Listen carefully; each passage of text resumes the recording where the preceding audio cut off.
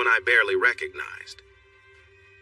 The sign on the frosted glass door said, Matthew J. Singletary, Director of Corporate Systems Analysis. That's me, Matt, to my friends. I'm nearly 6 feet tall, strong, blue-eyed, confident, and a well-respected businessman.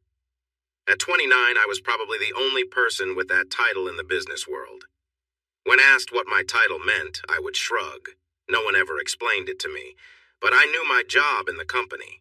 Think of the business world like a Western movie, and I was the person who came in to make things better and create a great place for everyone. My boss, the owner of Reese Donaldson Enterprises, used me like a trusted helper. I went to different branches to check how they worked from top to bottom. I could make many changes right there. If it was a big decision, like suggesting to let an executive go, I would send my ideas to Mr. Donaldson. He rarely said no, and if he did, he would explain his reasons to me. I wasn't sure if I was at the top of management or the bottom of the executive group, but it didn't matter. The only person I had to answer to was the big boss. If there were issues among staff, a quick call to him would settle things. I had his private number saved, while many senior staff members didn't. I had a talent for spotting problems, finding slow points in work, and identifying issues that cost Mr. Donaldson money. I used these skills every day. I was really good at my job, and many learned not to cross me, as I could notice dishonesty quickly. At least I could do this in my work life. My personal life was a different story. It was the day after Independence Day, and I was picking up everything I needed for the day into my briefcase. It was only 10:30 in the morning on Friday, but we were all getting an early start on the weekend because Mr. Cummings had just announced that he was closing the office early and sending everyone home. He said that most of the businesses we relied on were already shut down. Since his employees wouldn't be able to get much done, he thought it was best to close up. That sounded good to me. With my briefcase packed, I closed my office door and gave the sign on the door a playful tap. Because there were people watching me, I pretended to wipe a non-existent smudge off my sleeve.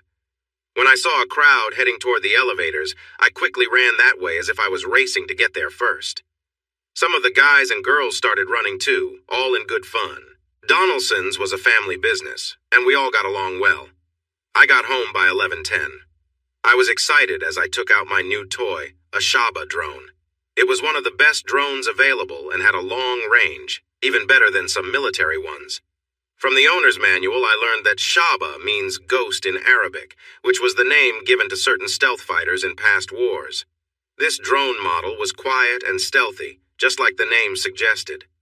My wonderful wife, Faye, had found this treasure on one of those bidding sites for a very low price. She outbid someone else by just 1 cent at the last moment. Now it was mine, a special birthday gift from last Sunday. I had been working on it all week after work, getting it ready to fly. All I needed to do was check it one last time and clean off some fingerprints on one of the rotor blades. It was ready for its first flight, and I wanted Faye, my lovely wife of 3 years, to see it. That morning, Faye had mentioned she would be out showing properties to clients but should be back in the early evening. I wanted her home sooner, like right away. I didn't usually call her at work, but this time I tried reaching her on her company phone, hoping she could take a break and come home for the first flight. It was just after noon, and she might still be at lunch, but my call went straight to voicemail. So did my next 2 attempts. I wasn't sure why that happened, since Faye worked for a kind and friendly man named Martin Rutherford, who had a policy that staff should always be reachable through their work phones.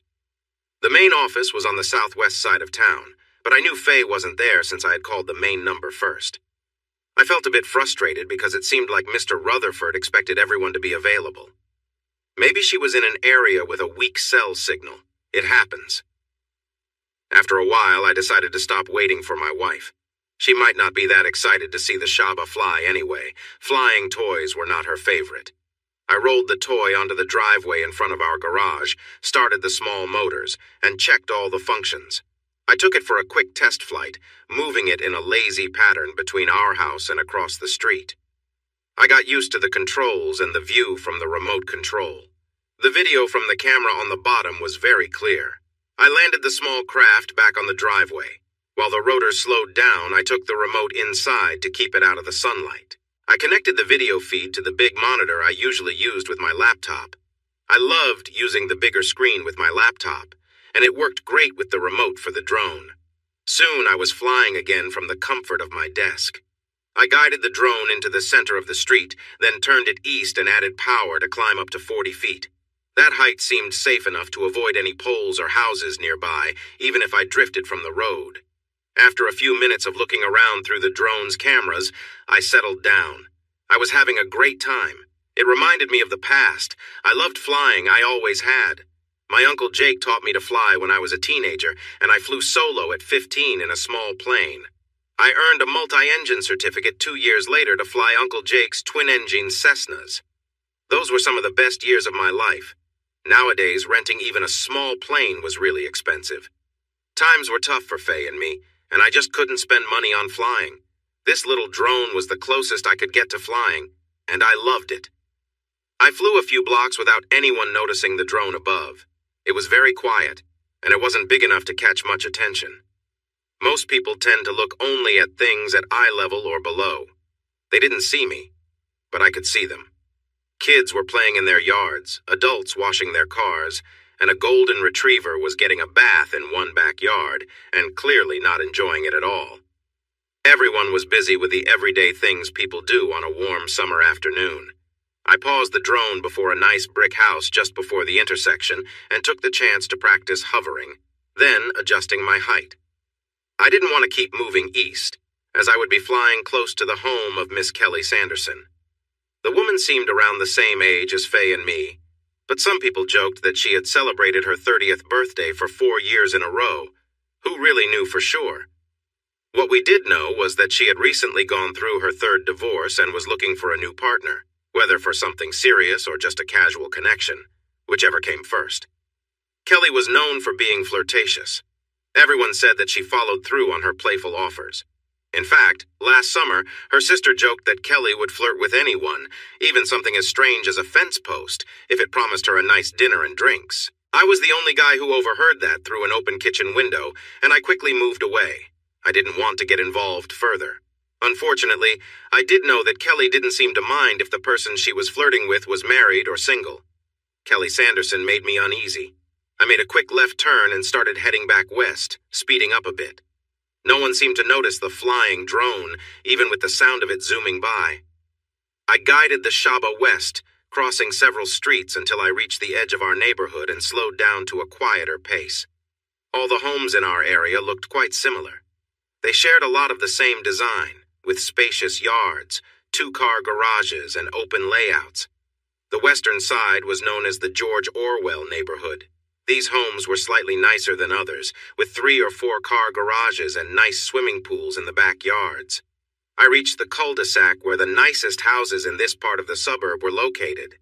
Beyond that was just open land, and I wanted to bring the drone back home to check on everything, see how long it would take to recharge after flying for so long, and a million other small tasks. I started to turn the drone around to bring it home. As it turned left and steadied on an easterly path, I caught a hint of color out of the corner of my eye, right in front of Taylor Henning's garage. I hesitated, feeling a frown forming on my face. I turned the drone back toward that flash of color because it reminded me of my wife's Lexus, the one we had bought a few months ago so Faye could impress potential home buyers. There was no good reason for my wife's car to be in this part of the neighborhood, especially not at the Hennings' house. But there it was. I recognized the car right away. It was my wife Faye's. Even before I got close enough to read the license plate, I knew. I zoomed in with my camera just to confirm, and sure enough, it was her Lexus. "What?" I muttered, feeling a pit grow in my stomach. Something wasn't right, and I had a sinking feeling that I wouldn't like whatever was going on. Movement caught my eye in the Hennings' backyard. Guiding my drone, I descended carefully, making sure to avoid any obstacles as I moved in closer. As the drone hovered above, I could see Faye down there by the pool with Taylor Hennings and his wife, Brianna. They seemed to be enjoying the warm summer day lying by the poolside. But there was something about the scene that hit me hard. The situation felt wrong, like a punch in the gut, and the sense of betrayal began to weigh on me. I took a deep breath, trying to get control of myself. The hurt was raw and my emotions churned inside me. After a few minutes, though, I managed to calm myself a little, just enough to watch without letting the anger take over. Surprisingly, I found myself detaching, like it was just some scene in a movie that didn't mean much. I didn't know how, but as time went on, I felt less of the pain, almost as if my mind was creating a barrier between me and the hurt. It was strange, but gave me a little relief, at least for the moment. Taylor didn't seem like much of a catch. He was starting to develop a noticeable belly, and I couldn't understand why Faye would choose him if she wanted to be with someone else. Brianna was different. She was fit and short, with brown hair and a pleasant face. She had a curvy figure. I didn't even know Faye was interested in women. It felt like I was kept in the dark, but I figured if she was curious, Brianna might have caught her eye. I could feel anger rising inside me. I let it build up as a way to cope with the pain. Feeling angry helped me process my feelings and think clearly. I was filled with rage. I couldn't understand why Faye would want to be with someone else when I thought our marriage was solid. I was 29 and Faye was 27. We had been together for almost 5 years, dating for one, being exclusive for another, and then getting married. Our 3rd anniversary had just passed. I believed our marriage was healthy. We spent time together and were intimate several times a week. There hadn't been any major arguments. I thought our connection was strong and didn't see why this was happening. My jaw was set tight as I tried to calm my racing thoughts. I needed to make a decision, and it was time to do so. I realized it was time to move forward, both literally and emotionally.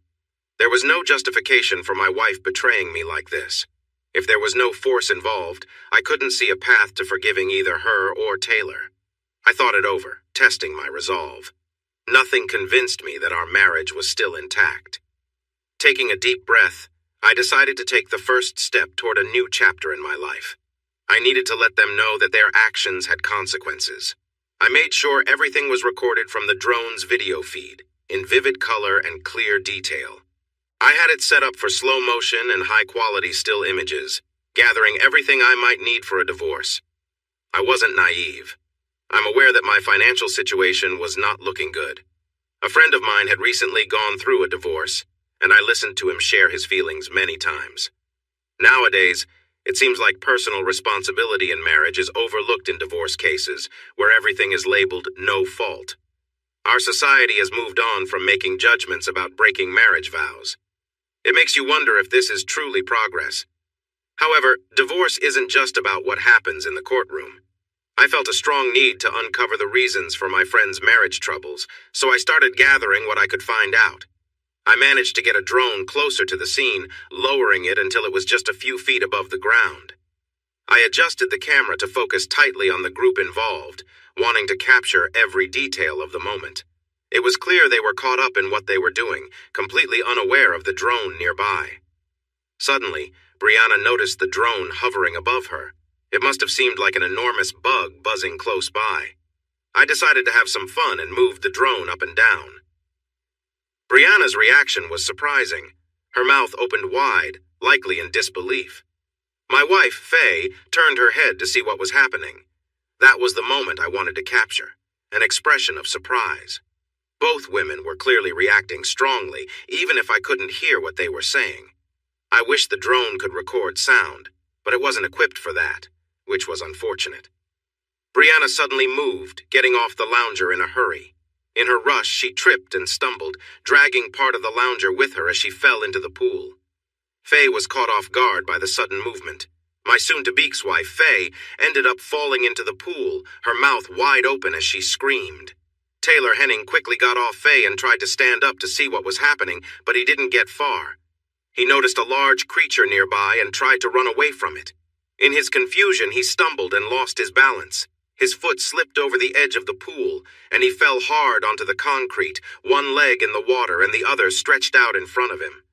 From the look on his face, he definitely felt pain. I couldn't help but chuckle at that. Maybe there really was a balance in life, some sort of fairness. Faye and Brianna were still in the pool, splashing around and looking confused. They seemed to be in shock and were not calming down. I felt a mix of anger and satisfaction as I raised my hand, gesturing at them even though they couldn't see me. I flew my drone higher and maneuvered it above the pool, moving it back and forth as if it were in a chase. The battery was running low, so I moved the drone back over the patio. I pushed the motors to their limit and made it dive as much as I could. Suddenly, the screen went dark, and I felt a bit of hope that maybe the drone had broken into pieces. Although I doubted it would happen, it was nice to imagine. I sat there staring at the blank screen for a moment, feeling a wave of frustration over my wife and her choices. Looking at the clock, I realized everything had changed at 12:38 p.m. on Friday, July 5th. It was a day that would be hard to forget. I had no idea where my marriage would go from here, and honestly, I didn't feel like I cared much at all. To my surprise, it took Faye almost an hour to get back home after being with Taylor and Brianna. We had shared this house for the last 18 months since we bought it together. I remembered how hard we had worked to save enough money for the down payment on our house. The mortgage payments were tough, but Faye really wanted it to show that we were moving up in our community. She was so happy when we moved in, and I was glad we had made that decision. Then Faye wanted a new car to drive around potential buyers, a $60,000 car. Looking back, Faye got the home she dreamed of, and I settled for an unreliable desktop computer until my company gave me a laptop. Faye got a fancy new car, while I had an old toy that someone else no longer wanted. Now, Faye was able to explore her own interests, and I was left at home wondering what had gone wrong in my life. As I waited for her, I went over the video I had made with the three of them. I even found time to create a highlight video, thinking it might be useful someday. Faye stormed in looking furious. Her hair was still wet and hanging in her face. She wore the business suit she'd had on earlier, but it was damp in several spots. She seemed to have broken a heel, because she was limping with one shoe on and the other in her hand, the heel uneven. "What do you think you are doing?" she shouted, her face red with anger. Her eyes were filled with intensity as she glared at me. It seemed she understood what the damaged drone on the Hennings patio meant. After all the time that had passed since I sent it crashing down, I had begun to wonder myself. I raised an eyebrow. She was using a tactic I recognized well from my work, turning the conversation around to be more aggressive. Faye had clearly taken to heart the idea that sometimes the best way to handle a situation was to confront it directly. I couldn't help but smirk for a brief moment, which only seemed to make her angrier. "You could have hurt someone with that thing," she yelled. I just watched her. The woman I had married felt distant in that moment. Usually, Faye was an attractive woman, standing 5 feet 4 inches tall with shoulder-length brown hair that framed her heart-shaped face. I had fallen for her cute features and her charm all those years ago. But now the person yelling at me felt like a different person entirely. "What is wrong with you?" she screeched. I wasn't sure what I had expected from her, maybe a little understanding or a bit of regret. But I got nothing of the sort. I could fight back too, though. "You're being unreasonable," I shouted. "I'm just under 6 feet tall and I have a strong voice that carries well." She heard me loud and clear. It definitely caught her attention. "Go upstairs and wash up right now," I continued before she could reply. "And please use plenty of soap to make sure you clean yourself well." She didn't have anything on her face that I could see, but my words made her quiet quickly. Maybe a small part of her felt a bit guilty. Could she actually be feeling some shame? She turned away and went upstairs, balancing awkwardly on her one remaining high heel. I wondered why she hadn't taken both shoes off by now. "And Faye," I called out to her, softening my voice, "when you come back down, please be respectful, all right? You've disrespected our marriage enough for today, and I won't tolerate any more shouting from you, got it?" She didn't answer or nod, but headed up without pushing back. A moment later, I heard the shower start in our bedroom. Faye came back down in about 15 minutes, which was quicker than I expected. Maybe she wanted to get this over with, or maybe she was ready to explain herself. I wasn't holding my breath for an apology, though.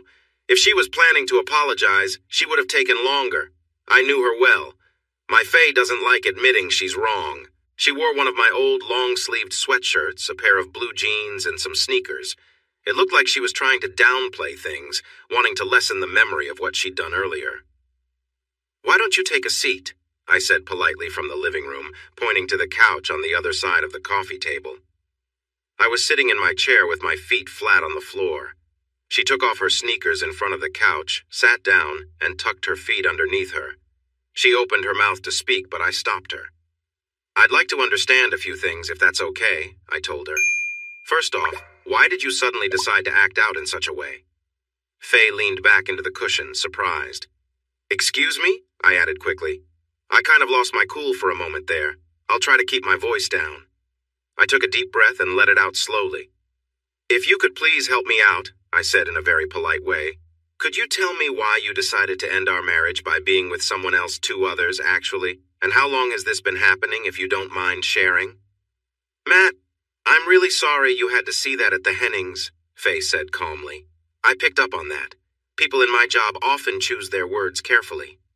You're saying you're sorry I saw it, I replied sharply, but you're not sorry you did it, is that right? I interrupted. Faye's expression tightened. Honey, she said, avoiding my question.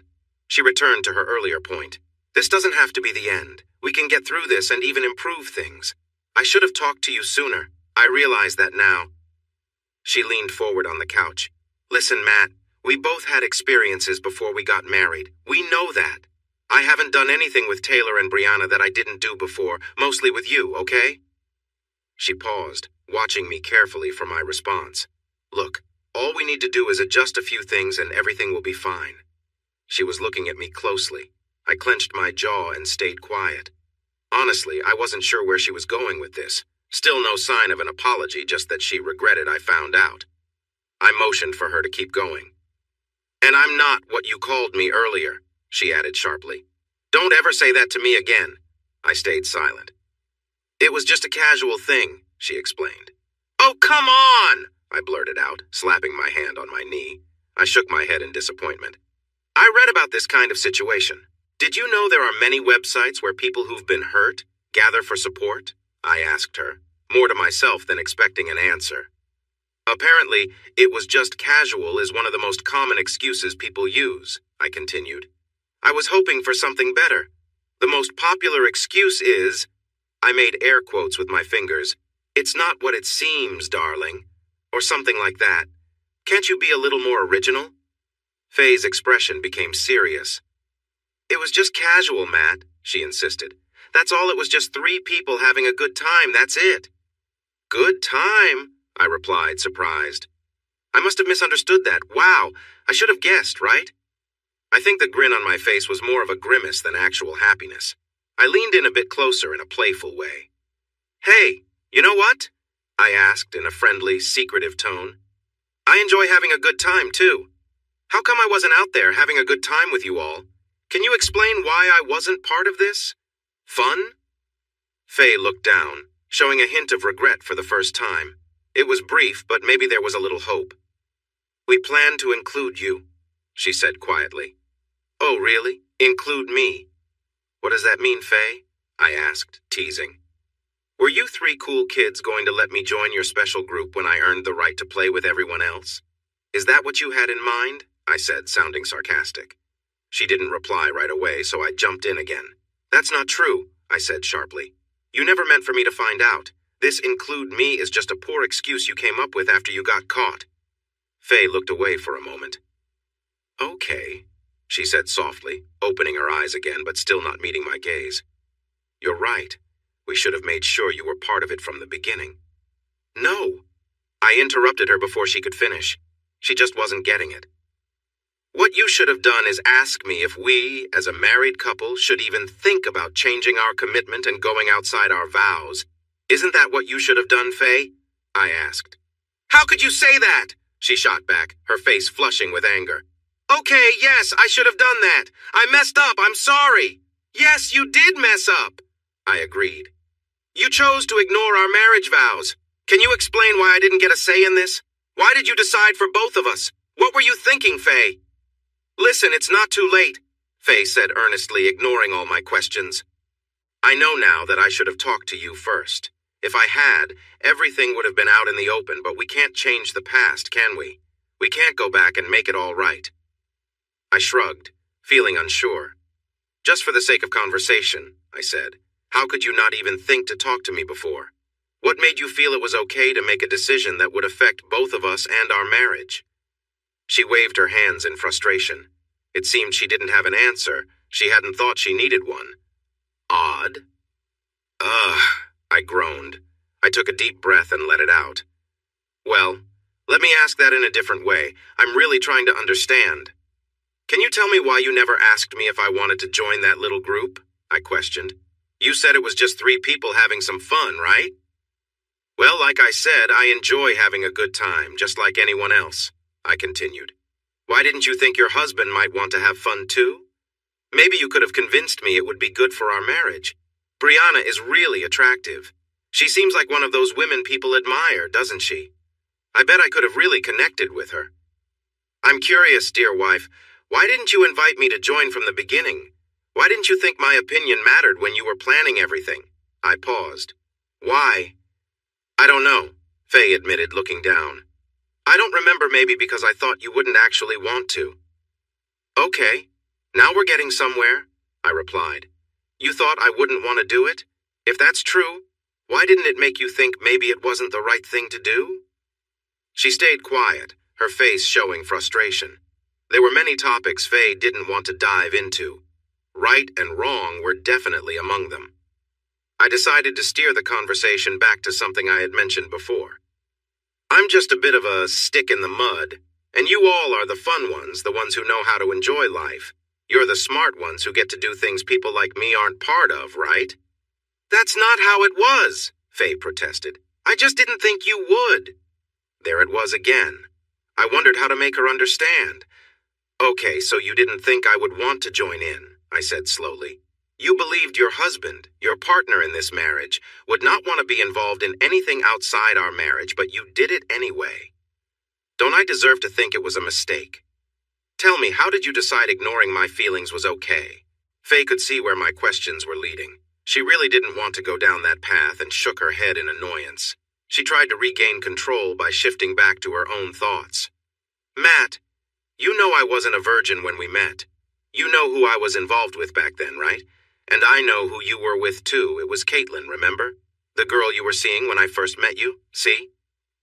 She paused, watching me. When I didn't respond, I think she felt encouraged, believing I had accepted her point.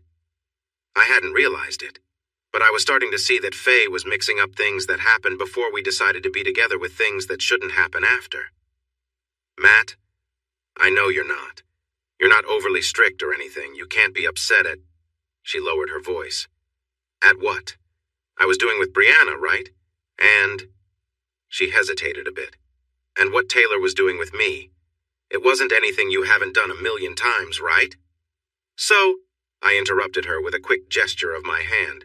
No, Faye, it's not about what happened. It's that you were with someone else and you shouldn't have been doing that. She didn't like my response. She tried to recover. But wait, Matt, you just said you wouldn't mind if I was with Brianna. You said that.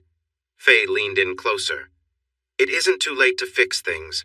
I messed up, I just wasn't being honest by not including you from the start, but we can move past that. She pulled her feet from under her and set them on the floor. She leaned forward to make her point and to show she was sincere. Listen, Matt, here's what we can do. Faye reached her hand out toward me, but it was too far. I had a feeling that I would rather be anywhere else than let her touch me. Still, she didn't get up to come closer. Taylor, Brianna, and I were talking after... Faye said, after that incident at their house. She was clearly trying to avoid saying anything that might upset me again. What we can do, Taylor suggested this, we could arrange for you to be with me and Brianna both, or just one of us if you prefer. And for 3 months, Taylor won't see anyone except his wife to make up for the lost time. Her voice faded off.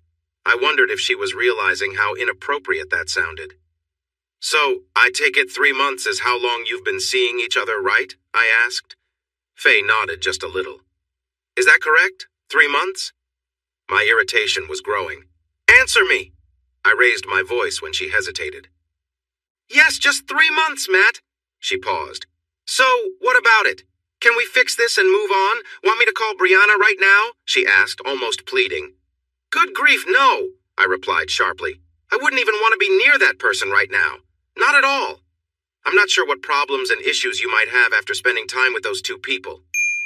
Faye sank back against the couch, surprised and confused by my words. Before she could respond, I pressed on. Why did you go behind my back, Faye? She didn't reply right away, still taken aback.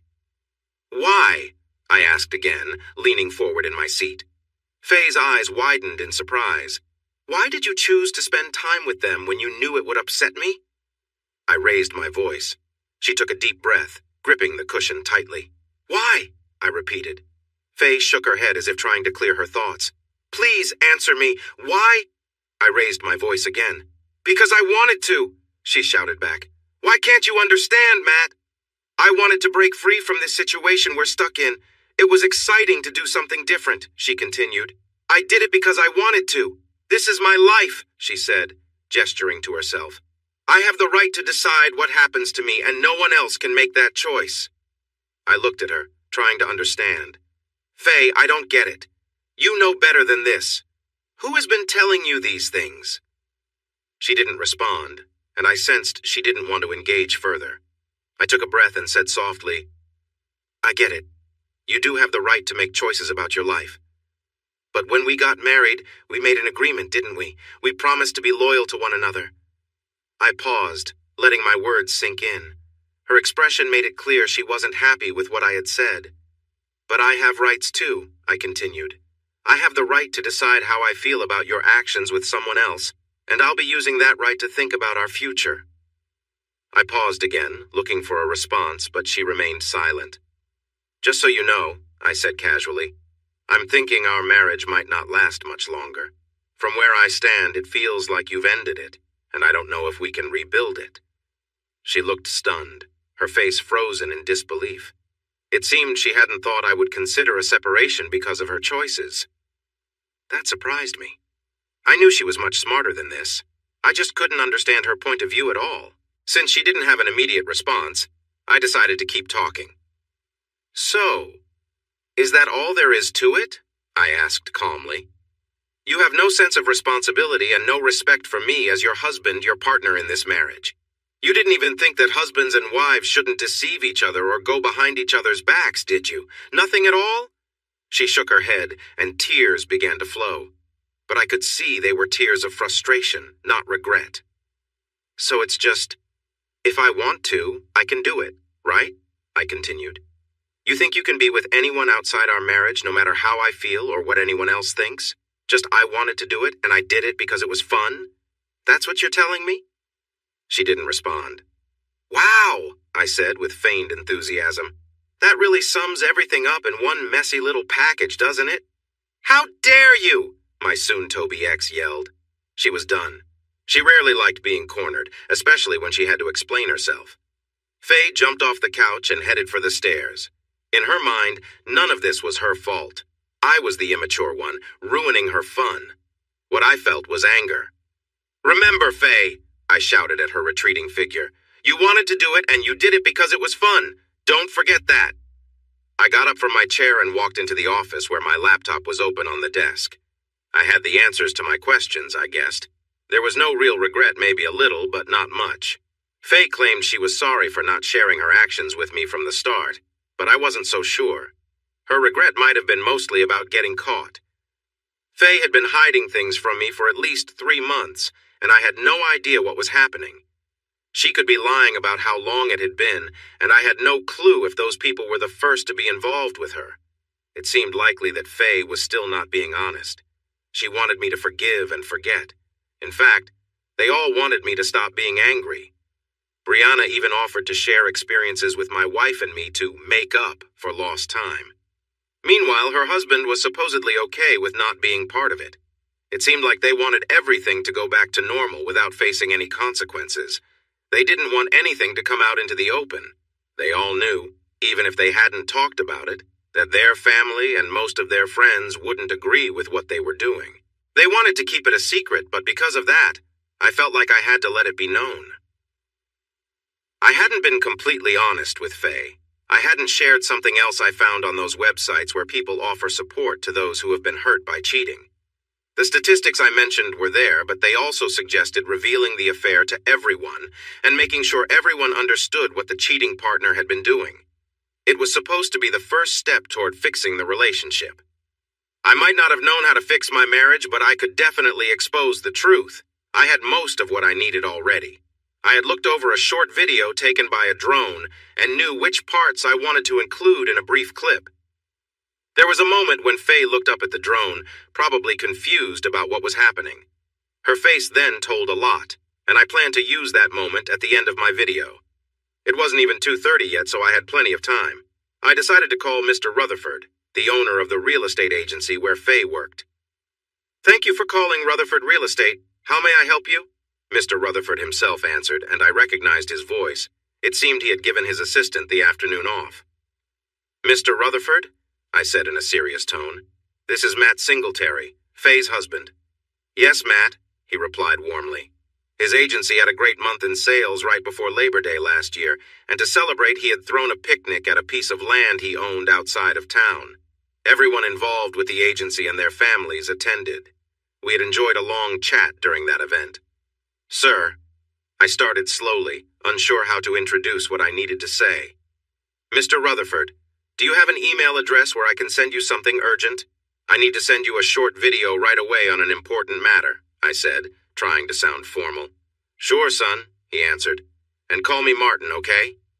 In just a moment, I had his personal email address. I wrote him a message and attached the video I had put together of the afternoon encounter between my wife and his wife. I waited for Martin to open the email and understand what it contained. My God in heaven, he finally said, clearly shocked. I'm sorry, Matt, he added gently. I had no idea. Neither did I, Martin, I replied, trying to stay calm. But what I wanted to point out, sir, is that this happened just after noon today. Do you see the date and time stamp in the lower right corner? This was actually going on before that, too. I don't know when this situation started, only when it ended, which was right after the last scene you see there. The key point, sir, is that one of your managers and his wife are involved with my wife while they are supposed to be working. They are doing this on your time and expense. He stayed quiet for a moment. I could tell he suspected this was a serious issue that could lead to legal trouble, and I thought I might have a basis to take action. What this group had done was likely to cause significant distress in my life. Isn't that how many legal cases begin? Since it happened while they were working, Mr. Rutherford's business could face serious consequences, but I hadn't even mentioned taking action. I'm open to suggestions, he said carefully. Oh, I don't have any suggestions, sir, I replied. It's your business, and I'm just bringing some irregularities to your attention. What you do with this information is completely up to you. I see, he said, sounding a bit unsure. Absolutely, Mr. Rutherford. I will be getting a divorce, of course, because this situation has wrecked my marriage, but how you handle your employees is your decision. All right? Well, sir, I need to get off the line and take care of some things. Goodbye, sir, and thank you for your understanding, I told him. Well, goodbye to you as well, Matt. I am truly sorry this has happened. Not your fault, Mr. Rutherford. Some people just lack integrity. Goodbye, sir. I ended the call and moved on to the next thing on my list. I set up a group text message with all of Faye's family, including her brothers and sisters, her parents, as well as her friends and neighbors whose numbers I had. I included the same video clip I had sent to Mr. Rutherford in the group message and sent it out. Then I waited. The truth about these three was about to come to light, and their seemingly perfect world where actions had no consequences was about to change. Faye came down the stairs slowly, pausing at the bottom to steady herself. I sensed she wanted to try to convince me to change my mind. Honey, she started, you're making too much of this, baby. Look, we're all adults. A little mistake isn't going to ruin our marriage. I love you, and you know that, right? I would never do anything to hurt you on purpose, dear. I got things mixed up. I understand now that I should have talked to you from the start. I'm truly sorry, and I want to make things right with you in every way I can. I sat back in my chair and waited. I wasn't really listening to her words. Nothing she said could change what had happened. Then the phone in the kitchen rang loudly. Annoyed, Faye glanced over at it but didn't go to answer. I think you should take that, I said without much feeling. It's probably for you. Faye moved to the kitchen doorway, picked up the phone, and put it to her ear. Oh, hi, Dad. I can't talk right now. Can I call you back? I expected Mr. Rutherford to be the first caller, but her father was quicker. I could hear him yelling even from here. What are you doing, Faye? What's this video of you with that person out in public? It wasn't actually a video, but Faye's father was from a different time. Faye turned and looked at me, shocked. She seemed frozen, not even breathing for a moment. It felt like her world was crumbling around her. Remember what you said, Faye? I asked, just loud enough for her to hear. You did what you did because you could, and because it was fun, right? She stared at me in silence. She was hearing her father's angry voice, but I don't think she understood anything he said. Well, dear, I said, I did what you said. I did it because I could. And let me tell you, it was quite a thrill. I said that last part just to be harsh, as I wasn't feeling very kind. Suddenly, the phone from Mr. Rutherford's office started playing a tune and bounced on the coffee table where it had been left. I picked it up, pressed the accept button, and walked it over to her. "Here, this is for you," I said. She took it slowly while her father was still shouting at her through the phone she held in her other hand. Mr. Rutherford was also very upset. Even though Faye didn't have the phone on speaker, I could hear him loud and clear. In a few sharp words, he told her she was fired right then and there, and so was the other person involved. He added that if Faye wanted to collect her last paycheck and things from work, she had better hurry up. She needed to be at the office in 30 minutes, or the doors would be locked and she would not be allowed inside again. He would send everything to her by mail. I turned and stepped out the front door to back my 12-year-old Land Rover up to the porch. I was going to load a lot of my things into it soon, and I wanted to make the distance as short as possible.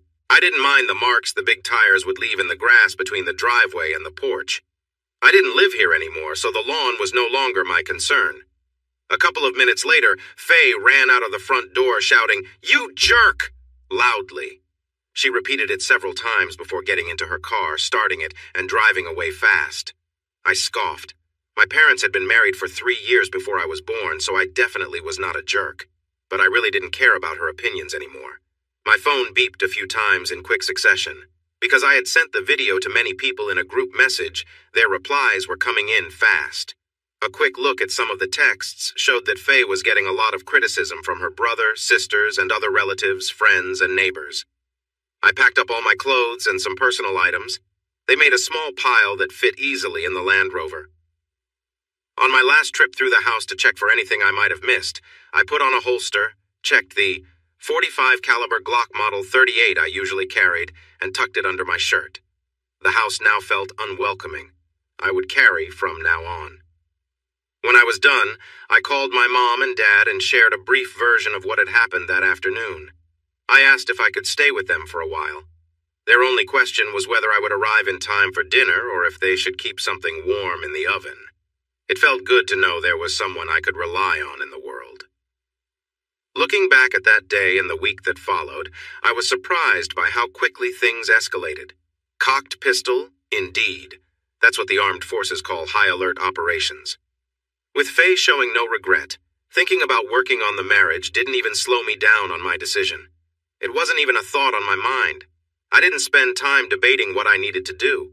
Being able to solve problems quickly was one of my most valuable skills at the firm where I worked. Where some people wanted to discuss everything endlessly and think about every possible outcome, I preferred to make decisions and act on them. Most of the time, what I chose turned out well. Sometimes, looking back, I could see I hadn't chosen the best option, but I always felt my choices were better than wasting time. It saved our company both time and money that could have been lost while searching for the perfect answer. Faye thought I was blowing things out of proportion. She believed she could make decisions about our marriage without considering my feelings or how it would affect us. That wasn't fair. I didn't hesitate to choose a path. I followed my instincts. Whether it was right or wrong, I acted on what felt appropriate for me. I heard the saying that there's a thin line between love and hate, and perhaps that's true. I was shocked to see that my love for Faye had dimmed significantly by the end of our talk. Any remaining kindness I felt faded quickly in the days that followed. I remembered loving her, but that feeling was like a sound echoing through mountains. It begins strong, but as it bounces off the rocky slopes, it becomes softer until it disappears entirely. I decided that the best solution was to get a divorce.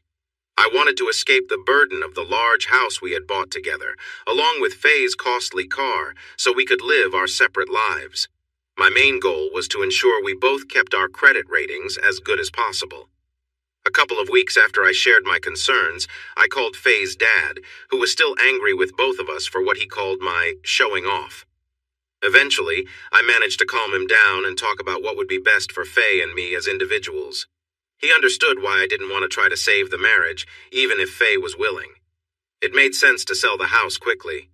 I could have kept up with the mortgage by living on very little, but I wasn't interested in doing that. I would leave my job and search for rattlesnakes in the Big Bend area before I would pay for a home I never wanted. Faye, as a new real estate agent, had a very small salary and made money only when she sold a property, which hardly ever happened since her commissions went to more experienced agents. After the day, she lost her small income and couldn't keep the house anymore. It wasn't hard to convince Faye's dad that we needed to sell the house quickly. If I ran out of money and stopped paying the mortgage, the house would go into foreclosure. This would hurt both of our credit scores for a long time. The same went for Faye's fancy car. I told her father that I couldn't make the payments for the Lexus, and since Faye couldn't either, we had to sell it fast. We didn't have any equity in the house, and we owed more on the car than it was worth. But making these tough decisions now would help us later, after our marriage ended. Faye's dad agreed with me and managed to convince Faye. I think he made it clear to her that if she didn't go along with the plan, I would just leave, cash out my retirement savings, and disappear, leaving her to sort everything out. In the end, we managed to sell the house fairly quickly. I had to cover some costs for the realtor that I wouldn't usually pay, but it wasn't too bad. I traded in Faye's Lexus for a 6-year-old Ford, paid the extra cost in cash, and gave her the car title. This way she had some transportation, but she would need to pay for insurance and maintenance herself. I felt that was fair for what I could do. When everything was finished, I had the rest of my retirement savings and my share of what little money we had left in our accounts. The best part was that I had no large debts hanging over me. Mission accomplished. We opted for a do-it-yourself divorce since neither of us could afford a lawyer. I completed the paperwork and tried my best to divide our things fairly.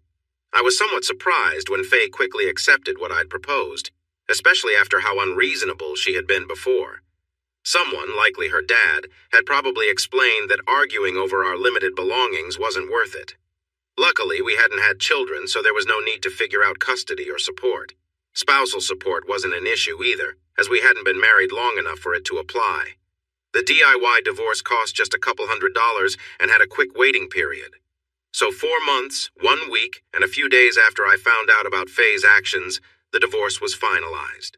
I stored away all my feelings and memories from my broken marriage, locked them behind a door in my mind labeled, "Faye Do Not Open," and began the next chapter of my life. That Christmas, not long after I received the final papers, turned out to be quite nice. I spent it with my mom and dad. It was quiet, but really good for the soul. We exchanged gifts, enjoyed a big turkey dinner, and later visited friends and a few relatives. A week into the new year, I decided to leave my job with Reese Donaldson. It was a good place, and I was treated well there.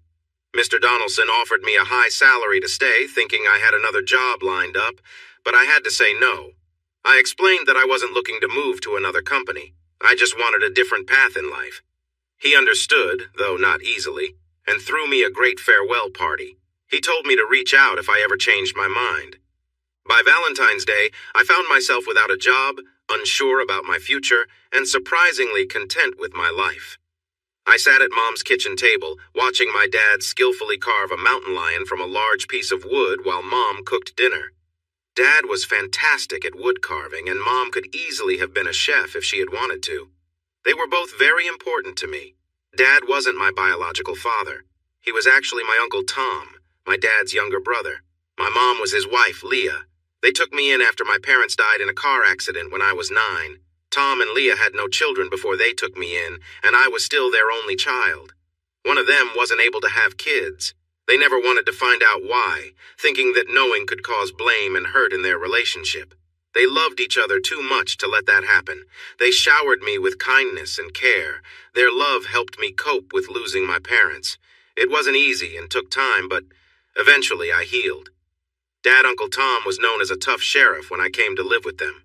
He worked hard to clean up his county from troublemakers and to keep the peace. He served as sheriff for just over 21 years before he retired. The first time I saw him get emotional was the day he took me to school in his patrol car. I proudly introduced him to everyone at school as my dad, and I truly meant it. Once, Aunt Leah helped with a dance when I was in high school. I made sure to let everyone know I was going to ask my mom to dance before even thinking about asking any of the girls. The girls and teachers thought it was very sweet. To me, it was just a way to show everyone how much I cared about my mom. One evening, when I asked them if they would adopt me, they held each other and cried. Seeing them like that made me cry too. We were really close, and I only thought of them as Mom and Dad. "What we are doing is giving you your inheritance now," Dad said. "Instead of waiting for us to pass away many years from now, you will get it while you are still young enough to use it." He was talking about giving me the ranch. Mom and Dad decided that at their ages of 53 and 51, they wanted to buy a big RV and travel around the country. They already had it and a small car to pull behind it for getting around wherever they parked. They had a plan to visit Glacier National Park first, then the Grand Canyon, and they had a list of other places they wanted to explore. "But Dad," I replied softly, "it's too much. I understand you want to travel, but you need a place to call home, a place to relax when you're tired of being on the road all the time." "Yes, we know that, son. That's why we bought a house in the northern part of the city. It will always be there when we need it. And just between us three, your mom and I, well, we don't really want this place anymore. We never intended to farm or raise animals. We fell into it when I retired from my job. This was just a place to come after I put down my badge, and somehow we never left. Now's our chance, you see?" "Oh, I get it." I pretended to be offended. "You don't want it anymore, so I get the ranch, and I'm stuck here, is that it?" "Nope," Dad said calmly. "The land is worn out and not good for farming anymore, and most of the springs have dried up. So raising animals isn't possible either. But oil companies keep showing interest. A few have already made offers and will come back. This time you can sell and get a good price." I thought it over. The property started out as one big piece of land, 640 acres, plus another 300 acres nearby. My grandpa, my dad's father, bought a piece of land from a widow when he moved here. After a good harvest one year, he got another piece of land nearby. My dad didn't enjoy farming, which is why he chose a career in law enforcement. He never wanted to work long hours on the land. He had been selling off parts of the property whenever he could, and now we only had around 500 acres left from the original piece. The other 300 acres went to a neighboring farmer. "Okay, Dad, I'll do it," I said to him, "but it's a lot. How about I take care of it, sell everything off, and we split the money 3 ways, you, me, and Mom? What do you think?" "How about an 8,020 split, and you update us with emails twice a week and call every Sunday?" my mom chimed in. She walked over from the stove, looking at me seriously. I was balancing on the back 2 legs of my chair, leaning against the wall. She wrapped her arms around my head and kissed my forehead. "We love you, son," she said softly. "Please let us help with this." I looked at Dad. He was back to his carving and didn't notice me. He didn't even respond. He didn't need to. My mom was in charge of the discussion now, and Dad knew I couldn't say no to her. I tried to negotiate a bit. "How about a 5,050 split? I can text you and email often and call on Sundays, holidays, and birthdays too," I suggested. "Deal," Mom agreed right away. "Now put that chair down on all 4 legs and go get ready for dinner," she instructed. She glanced at my dad. "Tom." Dad had already picked up his carving tools and was heading out to the garage where he kept his things. I hurried to wash up and help Mom set the table. That's how it was in early April, the year after I found out about Faye. I stood on the front porch of my parents' old home and watched them drive their new RV slowly up the gravel road toward the highway 3 miles away. The long vehicle had all kinds of comforts inside, including a shower and a queen-sized bed. They were towing a small vehicle behind so they could park the RV and explore local sites, towns, or whatever they felt like doing each day. When they reached the top of the hill a mile away and disappeared down the other side, I sighed and went back inside my house, which didn't feel like home anymore. From the outside, it looked like a typical worn-out farmhouse built around 1930. With his experience in law enforcement, Dad wanted to make sure our home was safe from any troublemakers. Inside, the house had everything we needed. The living room featured a large TV, and Dad had installed a top-off-the-line sound system. The furniture was big, soft, and inviting. The rest of the house was just as cozy. At the back of the house, Dad built a spacious wooden deck with a grill and smoker made from local stone since he and Mom loved to barbecue. We also had a nice pool that was big enough for diving and for Mom to swim laps. Mom used to be on the swim team in high school and still enjoyed swimming for exercise. A few days after they left, I finished counting everything in the house, including the farm tools and the animals. I had 14 horses, 23 buffalo, and 47 longhorn cattle. Grandpa once dreamed of creating a nature park. I also had to deal with everything in both barns on the property. I started selling off as much as I could, but I kept the house furniture. The first item I sold was a big John Deere tractor, which I parked by the gate along the highway. I got a pretty good price for it, which was a win for both me and the farmer who bought it. I thought I could sell the rest in a similar way, and it worked out well. The road was busy with folks who farmed or ranched for a living, and if they didn't want something, they knew someone who did. Before long, the farm equipment was selling quickly. In May, on a Friday, I received a call on the house phone. At first, I thought it might be Mom since it was her turn to call. "Howdy! How y'all doing?" I said cheerfully. "Good afternoon, is this Mr. Singletary?" It wasn't Mom, and I didn't like the way the young woman spoke to me, as if she was doing me a favor. I remembered a trick Dad would use when he was working as a sheriff. He would pretend to have a strong accent and act a bit silly to catch tough suspects off guard. They usually didn't notice until it was too late. "Yes, I said in a slow drawl. "This here's Matt Singletary, his own self. Please hold for Mr. Wingate." The line went silent, so I hung up. A few minutes later, the phone rang again. "Mr. Singletary?" the same woman asked, sounding a bit annoyed. "Yep, I surely am," I replied. "Are you still in contact with that guy, Winslate?" I asked, pretending to be curious. No, Mr. Singletary, I wanted you to hold on. Not. Oh, I'm really sorry, but I can't do that. I only keep close to women. I just don't think it's right for a man to be holding on to another man, you know." There was a moment of silence, followed by the sound of a surprised breath taken in, and then let out by the young woman. No, sir. What I meant to ask if you could wait just a minute so I could get Mr. Wingate, on the phone. Would you mind doing that?" "Oh, sure. Yes, ma'am, I can do that. How far do you have to go to reach him?" I asked with interest. "He'll be with you shortly," she replied, avoiding my question. I wasn't sure if she was about to laugh or if she was holding back frustration. Either way, she sounded much more relaxed now. It actually took longer than shortly. I figured she was probably explaining our earlier conversation to Mr. Wingate so he would understand what was going on. "Good afternoon, Mr. Singletary. I'm George Wingate with Christopher Stamp and Presley. How are you today, sir?" "I'm doing just fine. Really good," I told him. "And how are Christy, Bump, and Elvis doing?" I thought I heard a soft laugh from a woman on the line, but I wasn't sure. We are all doing very well. Thank you for asking, Tom. May I call you Tom?" "Well, sir, I guess you can if you want," I replied. "But my real name's Matt, so I don't know why you'd want to call me Tom. Actually, it's Matthew. That's my given name. But folks call me Matt. My friends do anyway." Okay," Mr. Wingate said. "Can I please speak to Tom? Please." "No," I answered firmly. There was a pause. "May I ask why not?" Wingate asked. I could tell he was a bit annoyed. "He's not here," I replied. There was another silence. Before Mr. Wingate could say anything else, I decided I had taken this short answer thing as far as I could. Honestly, I was starting to feel a bit bored with it. "My dad gave me the whole ranch, signed it right over to me, and then he left for a trip who knows where. He and my mom both. Do you want me to pass along a message when I hear from them?" "Well, no. It sounds like you might be the person we need to speak to. Your father transferred the title to you, did he?" I hadn't used Dad at any point, so I knew he was trying to get under my skin. I couldn't help but smile. "Yes, sir, he sure did," I told the pretentious Mr. Wingate. "Wingate."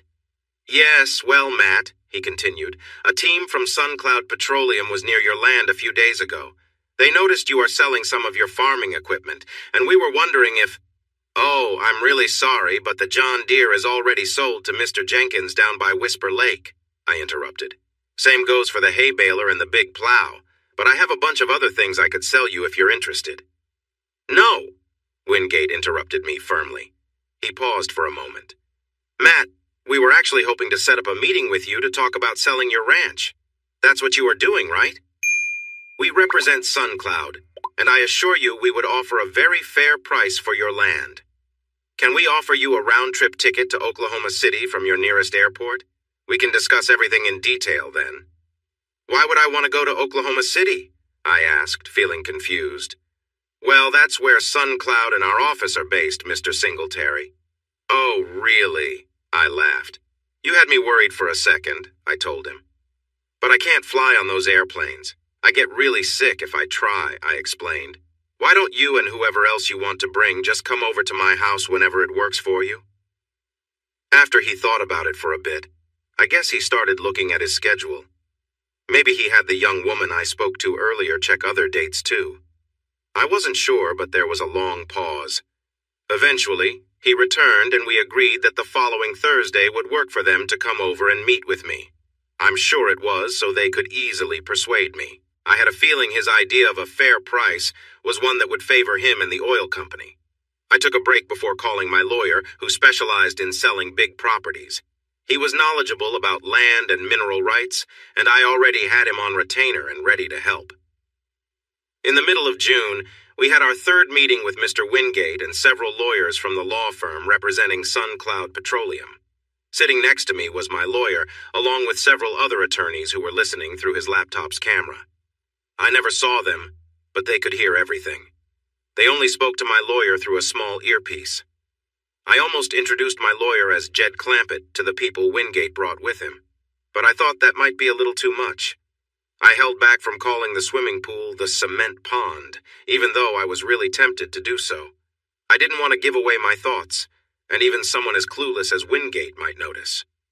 The meeting was going well from my perspective.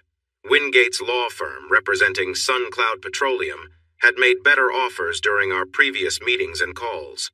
In their last conversation, they had presented an offer that made Carl Patterson, my lawyer, smile with satisfaction. Carl seemed ready to play a character and was a little disappointed when I refused to go along. But that was fine.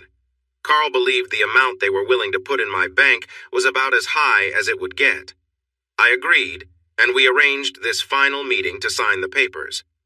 There were no last-minute issues, and I could tell Wingate and his team were eager to complete this deal. All right then, I said, pretending to check the sales documents. Patterson had already approved everything, and his knowledge was far greater than mine, so I was just practicing my acting skills. You all agree to let me sit right here for 181 days after today to finish selling all the furniture and other items, correct? That's right, Matt, Wingate replied with a reassuring tone. You have 6 months and 1 day? Great, let's get this done, I said, dropping the fake accent, though Wingate didn't seem to notice. I picked up the pen offered by one of Wingate's young assistants and signed my name where she pointed on the stacks of legal documents. It took a while since there were 2 copies of everything, with many pages needing signatures. Sherry Woodward was Wingate's paralegal helping me out. Besides being quite charming, I thought she was much smarter than her boss. Earlier, when she first arrived, she had wandered around admiring everything. I noticed how she appreciated the modern appliances, the well-kept home, and the polished hardwood floors. She was also impressed by the neat pool and deck outside. When she noticed my framed degree in business management on the living room wall, along with my MBA right next to it, she tilted her head in surprise. None of this fit the image of a simple-minded person that I was trying to project to Mr. Wingate. She stepped away from the kitchen door leading to the pool, just as she seemed ready to share a thought or two with Wingate, when he suddenly directed her to grab something from his briefcase in the SUV. I couldn't hear what was said, but she was told to bring it to him right away. He had spoken with a lot of arrogance, using words that I'm sure would not have sat well with me if he had used them on me. When she returned, Miss Woodward did not whisper anything in Wingate's ear. Sherry Woodward was standing close to me, leaning slightly to help me turn the pages and point out where I needed to sign. Up close, she was even more charming than from a distance. I noticed she was quite slender and looked great in her outfit. She smelled nice, too. I didn't mind her being so close. It felt comfortable. When I reached the last signature, I looked up at her and winked. Wingate and his colleagues were too far away to notice. Sherry had to hold back a laugh with a pretend cough, covering her mouth with her hand. It was all finished. I returned the pen to her and gave my copy of the documents to my lawyer. Then I waited. We had arranged with Wingate's group to transfer the money to my bank as soon as I signed everything. This was unusual, but since I wasn't very experienced with business matters, they agreed. I had also set things up with my bank to handle the money quickly after it arrived. I suspected Wingate might not be very trustworthy. My lawyer turned his laptop around for me to enter my password and hit the enter key. The funds from Wingate's team were quickly sent to another account, and the original account was closed. Maybe I was being too cautious. Maybe they wouldn't try to reclaim the money just because one of their own felt a little embarrassed. But sometimes, caution is wise. You never know when someone might not have good intentions. Well, it's been interesting working with you, Mr. Wingate, I said, thinking of him as old numbnuts. I extended my hand as I stood up. Just for your information, Mr. Wingate, not everyone who speaks with a Texas accent is lacking in intelligence. Sometimes it's just a way of talking. I could see that he started to understand. And just so you know, I added with a smile, I would have gladly sold you the property for half of what you just paid if you hadn't acted so arrogantly. I knew word would spread in his firm about our interaction. There were too many people from the firm in the room, and I was pretty sure not all of them were truly loyal to him. I already knew of at least one. I realized it was a bit petty and childish, but it felt good. They all walked out the door to their big black SUVs, some of them trying not to smile. One guy barely held it together until Wingate closed his backseat door, then he let a big smile show. Sherry lingered a moment and stopped just inside the door, so I whispered an invitation for dinner. She nodded and gave me a slip of paper with her phone number and the name of the hotel where they were staying. Sherry and I had a lovely evening. I took her to the best restaurant in town because I could afford it now. After that, we went to a nightclub in the city that had a mix of music, including slow dancing, which was so much fun with Sherry. When we returned to my home, we talked about Mr. Wingate for a long time. Well, we did that over breakfast, actually. We were occupied when we first came back from the club. I wasn't sure what I wanted to do with my life from then on, but I was certain that flying would be part of it. I took refresher courses to reactivate my pilot's certificate, including an instrument ground school, and flew with an instructor for a while to get back in shape. My Uncle Jake, my mom's older brother who taught me how to fly, had passed away 6 years ago and left all his belongings to my mom. This included 5 small planes parked behind what we called the North Barn, about 3/4 of a mile from the house. I hired a group of aircraft mechanics to work part-time fixing all 5 to get them ready for inspection. It didn't take long. I was paying them well, so they had plenty of free time to work on my planes. The 5 single-engine planes passed inspection easily, and I started selling them to dealers, except for one that I sold to a man with a private pilot's certificate who wanted to fly more without high rental costs. I gave him a special deal because he reminded me of myself. I didn't make much money selling Uncle Jake's planes, but I wasn't expecting to. Finally, I had just one plane left, and I wasn't even trying to sell it. I loved taking it up for an hour or two, just me and the plane. I was sitting at a picnic table in the shade of a big pecan tree, outside what looked like an old building with a small sign out front simply saying, Jesse's. To the locals who visited the place, no further explanation was needed. Jesse was an elderly black man who seemed like he had just been freed from a difficult life on a plantation. No one knew his exact age, but it didn't matter. Jesse served the best barbecue around, known only to the locals and a few visitors from the city. Late August in Texas is hot for sure, but just before noon, with a nice breeze under the tall pecan trees, it was quite comfortable. A light, tasty smoke rose from the smokers in the back, making people hungry for miles. Despite how it looked from the outside, the place was very clean, and you could easily eat off the floors. I visited often since it was on the best road between the city and my parents' home, my home now. It was still strange for me to think of it as mine. Today, I wasn't heading anywhere in particular. I just really wanted some of Texas's famous brisket, so I borrowed Uncle Jake's old plane, a Cessna 172, to get to Jesse's. There was a big stretch of grass beside the well-kept area around his business, and he was perfectly fine with me landing there. Outside, there were several picnic tables under the trees, and I was sitting at one, enjoying the day and a delicious lunch. I was finishing a large brisket sandwich with some barbecue sauce dripping down, along with tasty borracho beans and mustard potato salad. As I ate, I thought about going back inside for a slice of pecan pie that Jesse made fresh every day. I figured I was working hard and burning off the calories, so a little pie wouldn't hurt at all. That was my plan, and it made sense to me. I wasn't paying too much attention to what was happening around me. I noticed the cars passing by on the old road to my left, but I didn't really look. The heat waves rising off the asphalt were distracting. I did notice when a few cars filled with young people arrived, but I didn't feel like checking them out, even though I could hear some lively voices. Even though I was just over 30, I didn't feel I had much in common with those who were much younger. I focused on my meal while glancing at the entrance to Jesse's place. The brisket melting in my mouth was taking up most of my thoughts, along with mouth-watering images of pecan pie. I heard voices from 2 tables of young professionals, but I didn't pay much attention until one comment stood out. "You're just going to go over there and sit with that cowboy?" said a voice I didn't recognize. "Really? What if—" Someone else responded in disbelief. That caught my interest. I was wearing an old pair of cargo shorts, a faded blue shirt, and sturdy hiking boots, topped off with a cream-colored Stetson hat, common in rural Texas. I looked around to see if anyone else was the subject of that remark. "He's my ex-husband," another voice interrupted, cutting off the chatter. I recognized that voice. I turned my head slightly to see my ex-wife confidently walking toward me. My first thought, an unkind one, I admit, was, "Oh no, what does she want?" She stopped a few feet away from my table. "I know you probably don't want to see me," she began, "but could I sit and talk for a minute?" I set down my half-eaten brisket sandwich and took off my sunglasses so she could see my eyes. My mom taught me that was polite, and it came naturally now. "I don't want to hold any hard feelings, Faye," I said softly.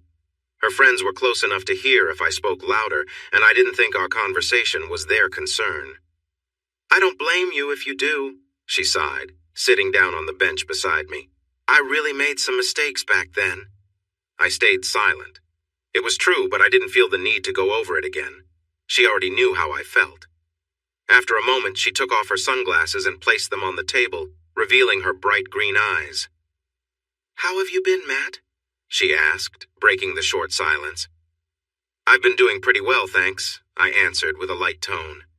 "And you?" "I'm good. I'm taking night classes, but you already know that. Dad said he told you. I'll be starting next semester at UT to become a physician's assistant." "That's great," I replied. "I'm glad things seem to be improving." I didn't know what else to add. I wasn't really interested in her life anymore. It wasn't my job to support her. "So I want to say I'm sorry for what I did, and I hope you can forgive me someday," Faye said softly. "I don't hate you at all, Faye," I interrupted. "I've already forgiven you." I paused for a moment. "I just don't have the energy to hold on to that kind of feeling. It would just weigh me down and wouldn't help me. Life is too short for that." "Thank you," she replied, leaning a bit closer to me. "I'm seeing a counselor," she added quietly. I nodded to show I was listening. "We're making some progress," she continued. "She's helping me understand that my choices affect many people, not just me. If I knew how bad things could get, I wouldn't have done what I did, and I truly regret the trouble I caused you." I frowned, uncomfortable with my thoughts. I shifted slightly on the hard bench. Faye noticed my reaction and looked a bit annoyed. "What?" she asked, sounding a little defensive. "I'm trying to apologize and be better. I know I shouldn't have acted that way before." "Faye, I just think your counselor might not be helping you enough if this is all you're learning," I replied. "Maybe it's just the starting point, and she has more to teach you." I paused to think about how to explain. "When you say you wouldn't do something because of the consequences, it feels like you're worried about the punishment, rather than really understanding why the action is wrong." Her expression darkened more, probably upset with my comments about her growth. "But Faye," I added gently, "that's like weighing risks. It sounds like you're saying you'll avoid something just to escape trouble." I shifted position on the bench, getting ready to leave soon. I once read that integrity is doing what's right even when no one is watching. I just don't believe.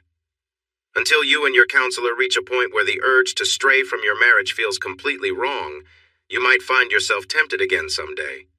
You could think that the consequences won't be too bad or that no one will see you so you won't get in trouble. Do you understand?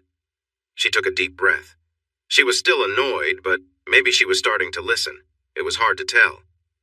"For me," I continued, "there are temptations every day for everyone. We're human and we make mistakes. Unless someone instinctively chooses to ignore a temptation without even thinking about it. It can lead to problems, often serious ones like this.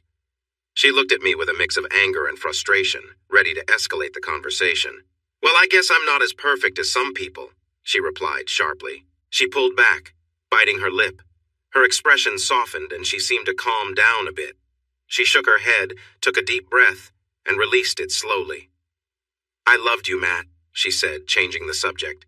Whether you believe me or not, I really did. And I loved you, I responded. I showed it by never being unfaithful. If she could show her anger, so could I. She looked away, clearly uncomfortable. But telling my mom and dad and my family you think that's love? I scoffed. Isn't that a bit like blaming the messenger, Faye? I just pointed out what you and your friends were doing. It was like turning over a rock and seeing what was hiding underneath. I could feel my frustration rising. I took a deep, deliberate breath and tried to relax my shoulders. As for what happened, I said more calmly, I was just following your lead. She frowned and raised her eyebrows. Remember, Faye? You said you acted the way you did because you could and because it was enjoyable. Well, I did the same. Do you know how difficult it's been for me since you told everyone? Faye started defending herself again. That wasn't something I thought about. I interrupted her. You didn't consider my feelings and you didn't think about what I would go through, did you? She lowered her head and didn't answer. Suddenly I felt done with the conversation. This was painful, and I didn't see the point in going over things that were better left in the past. I put my sunglasses back on, extended my left foot, and stood up. Faye, I might be out of line for bringing all this up. It was just on my mind. Maybe the counselor was going to guide us toward a better understanding of everything sooner or later. I hope I haven't messed up her plans. And I need to head out now. Enjoy your lunch, okay? It was nice to see you. I took a step back to clear the picnic table, then paused and looked back at Faye. Faye, I truly did care about you, but one afternoon changed everything for me. There's nothing left. I only hold on to the memory of loving you. I'm sorry, I wish it could be different, but that's how it is. Goodbye, Faye. I turned left and walked along the low wall behind the picnic area. After passing it, I turned again and walked confidently toward the gate that led out onto the open prairie and to my little plane. I threw away the rest of my meal in the nearby trash can. I wasn't hungry anymore, not even for that delicious piece of pecan pie I had been looking forward to. I knew I would miss it later. I would regret leaving before enjoying my treat, but I had enough of my ex-wife for now forever, and I wanted to be somewhere far away from her. When I first thought about flying from the ranch to Jesse's to avoid a long drive on winding Texas roads, I tried to find the owner of the land next to Jesse's. I wanted permission to land my plane there, but I never found the woman listed in the county records. So I decided to use the open field as my makeshift runway and promised to deal with any issues if they came up. If the owner ever complained, I would stop using the land and apologize sincerely. Jesse's place was separated from the vast prairie by a barbed wire fence that had a gate about 15 feet long, not far from Jesse's main entrance. The gate was likely put in place for moving livestock. It was made of sturdy steel, and while the steel itself hadn't rusted, the hinges and latch needed some work. When I first thought about flying to Jesse's, I checked the gate and noticed the issues. I bought replacement parts and spent most of a day fixing it up. Now there was a nice, wide gate that opened smoothly and closed securely. A woman was leaning against the gate, resting her hands on the top bar. She had beautiful, shiny black hair that flowed down her back. I felt a strong desire to run my fingers through it. She was of average height, around 5 feet 6 inches, and had a slender build. She had toned legs and delicate ankles, which I couldn't help but notice. I've always appreciated good legs, and I could really see how lovely hers were. As soon as a girl finishes high school, her body starts to change, especially if she has a curvy figure. However, if a woman stays active and takes care of herself, she can maintain her shape for many years. As I got closer, I noticed her figure was nicely shaped, full but not too much. I smiled, feeling grateful for the moment, letting go of memories of a frustrating conversation with my ex-wife. I positioned myself a little to her left, wanting to avoid giving her the impression of being too forward. It's a Cessna, I started to explain the plane's model and its speed, but she interrupted me. It's a tiny airplane, the woman with lovely dark hair told me, turning to meet my gaze. She pushed her sunglasses down and looked at me over them. Her bright blue eyes were captivating and seemed to enjoy the moment. It really is, I smiled back. It has barely enough room for a couple of seats and doesn't go as fast as the race cars at the track, but it flies straight and gets to places quicker than a car. I realized I was talking a lot, but I couldn't help it with such a charming lady in front of me. I couldn't stop smiling. She was just as beautiful when facing me as when I first saw her from behind, looking out at the landscape. I focused on her eyes, but I could notice her figure was well defined. She wasn't wearing much, and it was easy to see she looked great. With her dark hair and light skin, I guessed she had Mexican roots. But those blue eyes hinted at some Irish heritage. It seemed that her background blended beautifully, and I was eager to get to know her better. I noticed she didn't have a ring on her finger. We chatted for a while about the airplane, the sky, and the barbecue, whatever came to mind. I felt proud that I was able to keep the conversation going without making a blunder. "You're a pilot?" she asked. "I am," I replied. "You don't look like a pilot," she said, giving me a quick glance from head to toe. "My pilot uniform is at the cleaners right now," I joked, "along with my superhero costumes." She lightly tapped my arm, and I realized we were inching closer to each other. I really didn't know what to expect, but the way she touched my arm made me feel something special. I wanted to know her better. "I really am a pilot," I said. "I just flew down from the ranch to get some of Jesse's barbecue because I love it and have been dreaming about it for the last few days." I smiled, feeling happy. "It is good," she replied, nodding her head. "Do you want to go for a ride?" I asked cheerfully. "A ride?" she repeated. "You want me to go for a ride in your little airplane?" she said playfully. It seemed like she had been waiting for this moment, which made me think we might be on the same page. I really wanted to get to know her more. "Of course," I answered. "I have a Mustang at the ranch. We can be there in 20 minutes in the plane. I'd love to see you on her with your beautiful hair flowing in the wind." I meant every word. I could picture it clearly. She looked into my eyes for a moment before turning away and walking back to her friends. "Julie!" she called out. Her voice was strong. I was sure the truck drivers a mile away could hear her. Julie heard her loud and clear. A short, lively brunette stepped away from the group and walked a few steps toward us. "Throw me my stuff! I'm going on a plane ride!" my girl shouted. That seemed to mean a lot to Julie, as a leather purse quickly flew through the air, landing just a few feet in front of my future co-pilot. I was impressed by how strong the brunette was. After she picked up the purse, my girl strutted back to me, holding it under her arm. She took her phone out and was focused on the screen. She tapped a couple of buttons and then pressed it to her ear. A small cloud of dust from where the purse hit the ground started to settle. "Stevie?" she said to whoever was on the line. "Mercy. Hey, I'm going on a plane ride with Cowboy. Yeah, a plane ride. And we'll see his ranch, okay?" Mercy, huh? We hadn't introduced ourselves yet, so I was curious. I still didn't know who Stevie was, but I recognized Julie as the girl with the impressive throw. "Yeah, I'll be fine." She looked up at me with a smile. "It'll be fun. Cowboy is really nice. No, you don't know him. He's..." I could sense that someone was asking the girl, Mercy, about who she was going away with. I stepped closer, grinning because I enjoyed being near her. She smelled wonderful. I pulled my wallet from my back pocket, took out my pilot certificate, and showed it to her. "Yes, I know. Hold on. I do know, yes. Stephanie. Stop talking, please," she said, clearly frustrated. "Listen, Mommy, can you write this down? I know you worry about me, but just listen, okay? Do you have something to write with?" There was a short pause. Mercy rolled her eyes and swayed her head while waiting. She took off her sunglasses to read the card better. She had stunning blue eyes and a cute nose with a few freckles, high cheekbones, and a nice smile. I could see her face better now that the glasses were off. "Okay, his name is Matthew James Singletary." "Uh-huh, Matthew. And his pilot's license?" "Certificate," I whispered to correct her. "His private pilot certificate number is 5,555,555 inches. She quickly moved on after my correction. I appreciated how smart she was. She listened again. "Yeah, that's it.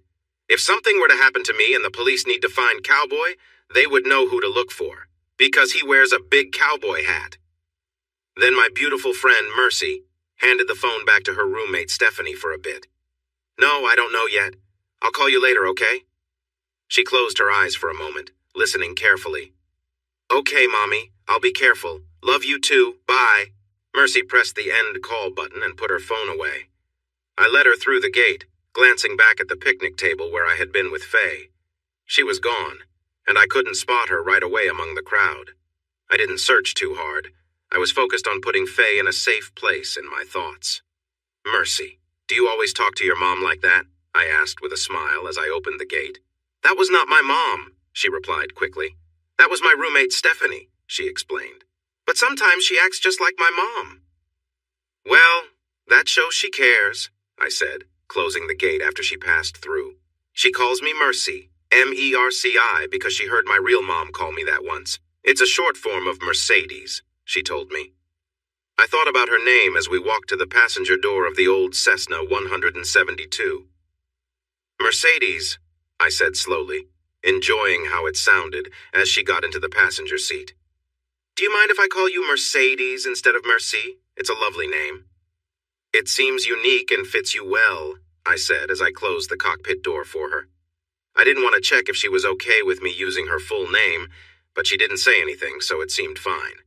I took the blocks away from the left wheel, put them in the storage area, and shut the door. Then I climbed into my seat. I handed her the headset for the passenger side, set it to intercom, started the engine, and let it run for a few minutes while I adjusted my headset and chatted with her to test the intercom. I drove away from the fence on the big tires of the plane's landing gear, aimed the old aircraft into the wind, and pushed the throttle. In no time, we were in the air. One reason I loved this Cessna was how quick it was, and I turned in a wide circle to the right. Soon we were flying over Jesse's restaurant where a group of people had come with Faye.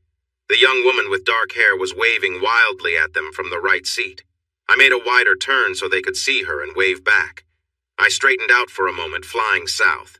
Then I turned around again and went over Jesse's place once more. I rocked the wings a few times as a goodbye and began to climb higher. I took a direction towards the ranch that my parents had left me. We should arrive in about 20 minutes. I leveled off at a safe height, avoiding any risks from birds but low enough to stay off radar. As we flew, we chatted. "So," I said casually, "if you don't mind me saying, miss, Mercedes, you're the first person I've met with such striking blue eyes." She looked at me quickly. "Well, first of all, I'm not Hispanic or Latina," she replied with some heat, a slight frown on her face. "My apologies," I responded while glancing her way. "I didn't mean to upset you." She stared at me for a moment, then smiled. "You are speaking with a proud Cheyenne maiden. The Cheyenne people are Native American, not Hispanic or Latino." I admired her features for a moment and smiled back. "Okay, Miss Cheyenne Princess. In a history project, I read journals from mountain men of the early 1800s, and I didn't recall any mentioning blue-eyed Cheyenne maidens." I paused to check the instruments before refocusing on flying. "So, come on, there must be some Celtic ancestry in your Cheyenne Princess background somewhere." Mercedes playfully stuck out her tongue, but she was clearly enjoying the conversation. "All right," she said with a big grin. "I might have a mom who's Irish on both sides of her family. Happy now?" she joked. "Ah," I said, trying to seem wise, or at least close to it. "So Dad found a lost Irish girl wandering around in Cheyenne, Wyoming, huh?" "Nope. Philadelphia," she shot back. "Mom claims it was her idea. She says she spotted a wandering Cheyenne warrior and captured him fair and square. Now she feels sorry for him and he's all hers." I laughed, picturing the playful banter between her parents. My own mom and dad often joke like that too. "I think I'd really enjoy buying your parents a cup of coffee and sitting down with them for a nice chat. They sound like wonderful people," I said, gently patting her hand before going back to the controls. I liked the way her hand felt. It was nice and graceful. She could have been a hand model for all I knew. Her skin felt soft. Mercedes brought up Faye. She had heard Faye tell everyone I was her ex. I shared a bit about why Faye and I divorced and what we talked about at Jesse's. I told her I had put the memories of my marriage in a small part of my mind, and I felt good about that. I also told Mercedes I didn't think it was wrong to invite her on a plane ride in front of Faye. My ex-wife was just another person to me, like anyone else at that table. Mercedes explained that, Julie was a second cousin on her mom's side. Julie had invited her and Stephanie to Texas for a little getaway before their dance troupe prepared for a fall and winter tour in Europe. Julie, she said, worked with Faye but didn't know her well. I admitted I didn't know Faye very well either, and we moved on from that topic. Mercedes asked how I learned to fly, and I told her about my Uncle Jake, how he had taught me the basics and helped me fly solo when I was just 15. Flying became one of my favorite hobbies. We then talked about anything that popped into our heads. My navigation was spot on. In fact, the ranch appeared on the horizon much sooner than I expected. I was having a great time talking with this nice, Cheyenne girl. I lined up with the familiar stretch of land I used as a runway and explained to Mercedes how we go downwind and upwind. After we flew downwind and made a sharp turn to the right, I carefully landed the old Cessna smoothly on the runway. I then taxied close to the big barn, where we stored the wheel chocks and tie-downs. We secured the aircraft against any strong winds. This was Texas, after all, with its wide-open spaces and strong winds. Mercedes helped where she could, and once we were done, I led her through a breezy area in the barn to where we could see the house sitting 100 yards away. "Okay," she said, looking around. She pointed at the house where my Range Rover was parked by the back porch. "Where's this Mustang you mentioned?" "Oh, right over here," I replied, quickly changing direction toward the area where a small group of horses stood near the corral. They noticed us and looked eager, as if hoping for a treat. I didn't have any goodies with me, but they didn't know that. "There she is," I said, pointing to a 3-year-old sorrel horse that was prancing around, clearly enjoying the attention. "Hey, Ginger," I called, holding out my hand. She came over, nudging my palm, looking for something sweet. "Mercedes, meet Ginger. Ginger, this is Miss Mercedes, our Cheyenne warrior princess, and a really nice person." I introduced them. Ginger tossed her head and sniffed. Meanwhile, Mercedes was trying to hold back her laughter. "What's funny?" I asked, puzzled. I quickly checked myself to make sure everything was in place, but there was nothing out of the ordinary. "I thought you said you had a Mustang," she explained, giggling. "I do," I said. "That's her.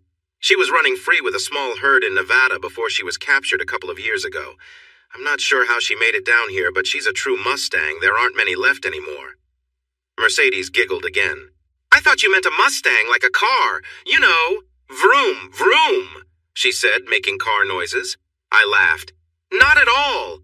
Why did you think I wanted to see you on her, like riding her?" "I thought that's just how cowboys talked," she admitted with a smile. I couldn't help but smile back. I appreciated her sense of humor and that she wasn't easily offended. I really liked that about her. "Nah," I said, "but I would love to see you riding her fast with your beautiful hair flowing behind you." Then I had a thought. "You do ride, right, Cheyenne Maiden?" I asked. She had mentioned being from Philadelphia on the flight, and I wondered if many women there had ever been on a horse. "I do," she replied with a big smile. "I spent summer vacations with Grandpa running elk, you know," she explained. "But I'm not going on a ride in these," she said with a frown, looking down at her shorts.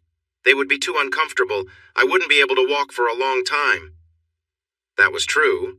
She would definitely be uncomfortable, and I completely agreed with her decision not to ride in those shorts. I didn't want her to feel that way at all. So riding in that outfit wasn't an option. I thought for a moment. There had to be a way to solve this problem. An idea was in my head, but I couldn't quite catch it. I decided to let it go for now. I smiled at her, feeling a warm connection. I was starting to really like her playful smile. Then a thought came to me. "What is your Cheyenne name?" I asked, curious. She glanced at me quickly to see if I was serious. When she saw I really wanted to know, she smiled. "It's like, little dove that calls in the morning," she said, looking at my reaction. I tilted my head as I thought about the name, only to discover I was genuinely considering its meaning. After a moment, I nodded slowly while smiling. "That's very nice," I said. "It's a lovely name for a lovely person." She liked my response and gave my chest a friendly pat. I hadn't even noticed how close we were as we talked, and it felt really nice. We stopped by my parents' old house to grab some water bottles and then went exploring. We drove across the land, searching for the small herd of longhorn cattle that I thought would be near a spring that never dried up. The vast prairie beyond my ranch made our small piece of land seem tiny. No one seemed to know who owned all that grass, and it appeared to have been returned to public control. But since no one ever came to ask us to keep our animals from grazing there, I made use of it. The Longhorns could be anywhere near the spring. We quickly found it, and while Mercedes walked around, I took a moment to clean up the area a bit. After that, we headed a few miles north and then west around a hill where we spotted the cattle making their way back to the spring we had just left. We parked and watched the cattle as they moved slowly. Mercedes was amazed by how wide the horns were on those animals. To keep the conversation going, I shared some facts about longhorn cattle and a bit about the history of the area, including some old ruins near the hill. She expressed interest in seeing the ruins someday. I promised I would take her. I told her about the buffalo, but they were far away, probably in another direction since they didn't get along with the longhorns. The afternoon was getting late. We started back to the house, talking about different things, nothing special, just friendly chatting. The shadows grew longer as we arrived back at the old homestead. I drove around the house, showing her the swimming pool and jacuzzi in the backyard. Then we drove a short way down the hill towards the county road so I could show Mercedes the little house where my parents let me live from when I was 15 until I went to college. I also pointed out the field nearby. It was now overgrown and the plowed lines were almost flat. I shared with her how I had walked across that field many times as a kid. When I got older, I began to run across it to stay active, and I was sure I got my exercise just from walking back and forth. When we reached the front porch of the main house, I turned off the engine but didn't open my door right away. "Ah, Mercedes, I really don't want to take you back to town. I'm having the best time with you. But I don't want you to feel stuck here or anything, so if you'd prefer, we can head back to town. I could have you home in time for dinner." She looked at me for a moment, searching my eyes. "What do you want to do?" she asked. "I want to fire up the grill and make you steak and salad for dinner," I replied quickly. "Then maybe we'll swim in the pool and later look up at the stars when it gets dark while we hear the coyotes howling," I said all at once. Mercedes studied my face and then smiled softly. She turned to reach into her back pocket for her phone. "Stevie," she said. "Hi, just so you know, I'm not coming back tonight, okay? Yeah, I'm staying out here at the ranch. I don't know, maybe tomorrow, or the next day. Everything is good. I'll call you tomorrow. Bye." She turned back to me. "Cowboy Matt," she said earnestly. "I really need to find that nice bathroom you showed me earlier." I was starting to really like her smile. "Of course," I replied, grabbing the door handle. "Last one inside has to wait," I yelled playfully. She laughed and tried to get her door open. We hurried up the 4 big steps to the porch, and I pushed the door open as fast as I could. She was giggling while trying to grab my arm or anything to slow me down, but I had the advantage.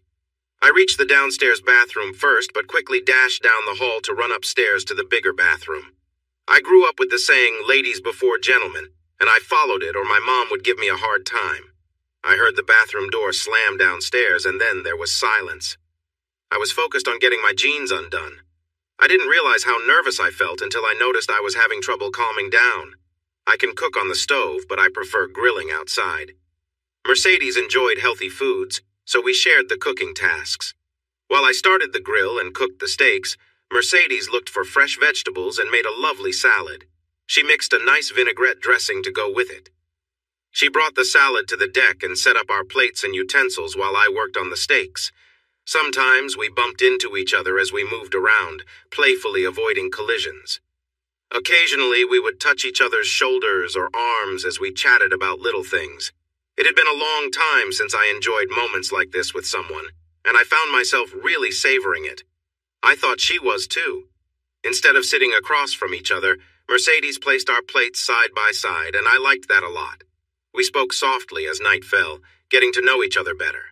Despite knowing each other for just a few hours, we felt comfortable sharing our thoughts and gently touching hands now and then. After tidying up the table and starting the dishwasher, we settled into 2 nearby loungers on the deck. I had already moved them close together, and she didn't mind. We stared at the evening sky for a long while, trying to name the stars and wondering if something shiny moving quickly was a satellite or something else. In that moment, it didn't matter. After a bit, I placed my hand on hers, and she didn't pull it away. When the evening coolness replaced the warmth of the day, we got up and headed back inside. At the door, Mercedes stopped suddenly, and I accidentally bumped into her. She turned, and before I knew it, we were close together. We shared a nice, long kiss that felt warm and comfortable. She pulled back gently, still holding onto my neck and keeping close. "I don't usually do this on a first date," she said softly with a gentle smile. "That's all right. I wouldn't know how to ask for it on a first date," I replied. I hadn't even thought of this as a date. I wasn't sure exactly what this was either, but at that moment it didn't seem important. She smiled up at me and leaned in for another kiss. This time, she let my lips meet hers for a long moment, our hands resting on each other's backs as we enjoyed the close connection. Her breathing quickened slightly. She pulled back and looked at me with a smile. "Hey, cowboy." I murmured, still caught up in the warmth of the moment. "When you showed me around the house earlier?" I responded, focusing on her words.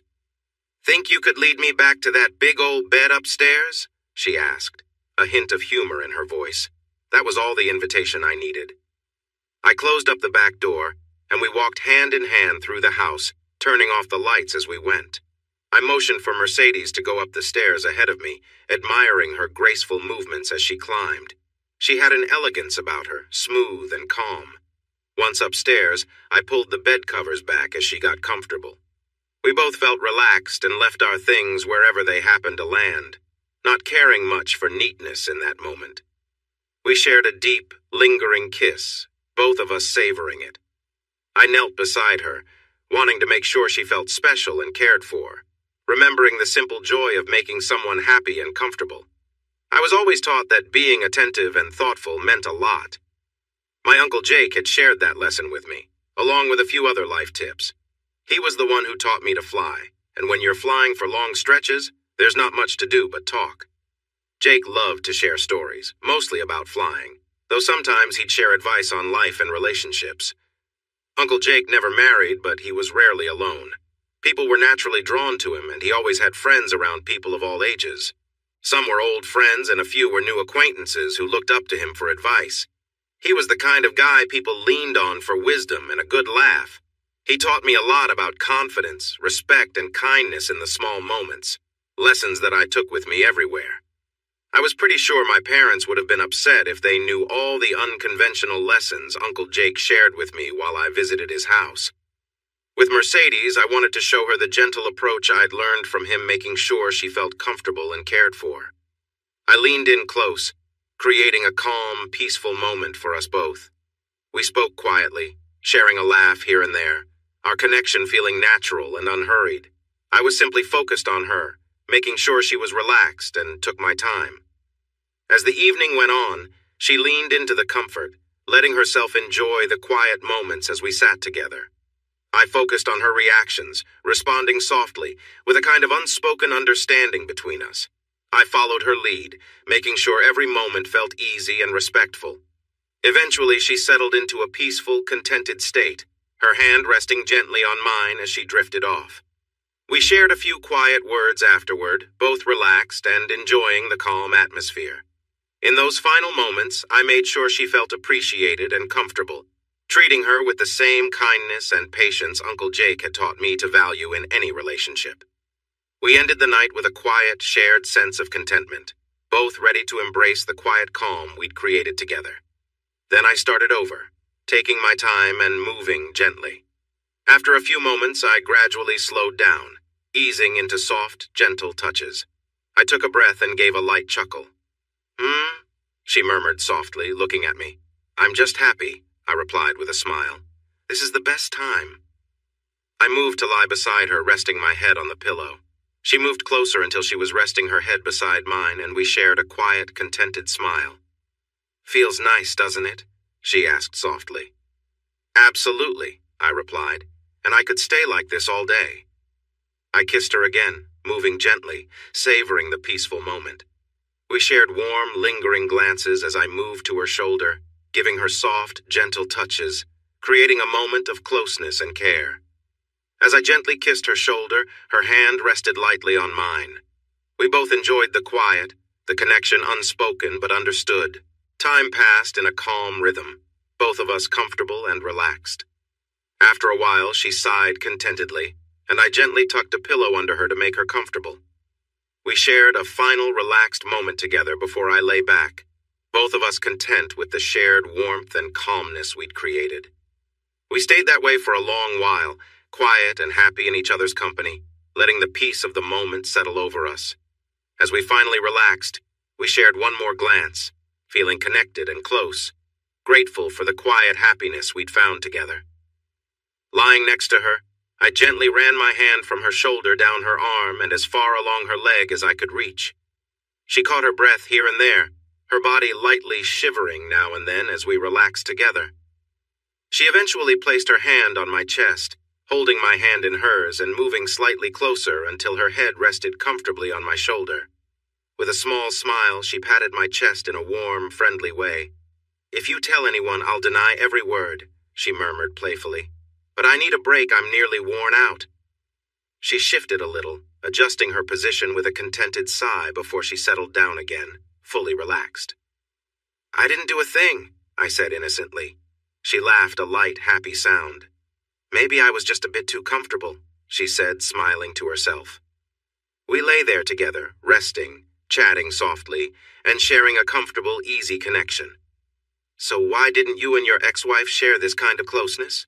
she asked after a while. "Hey now," I replied. I tried. I tried every chance I got, whether it was a few times a week or more when she was willing."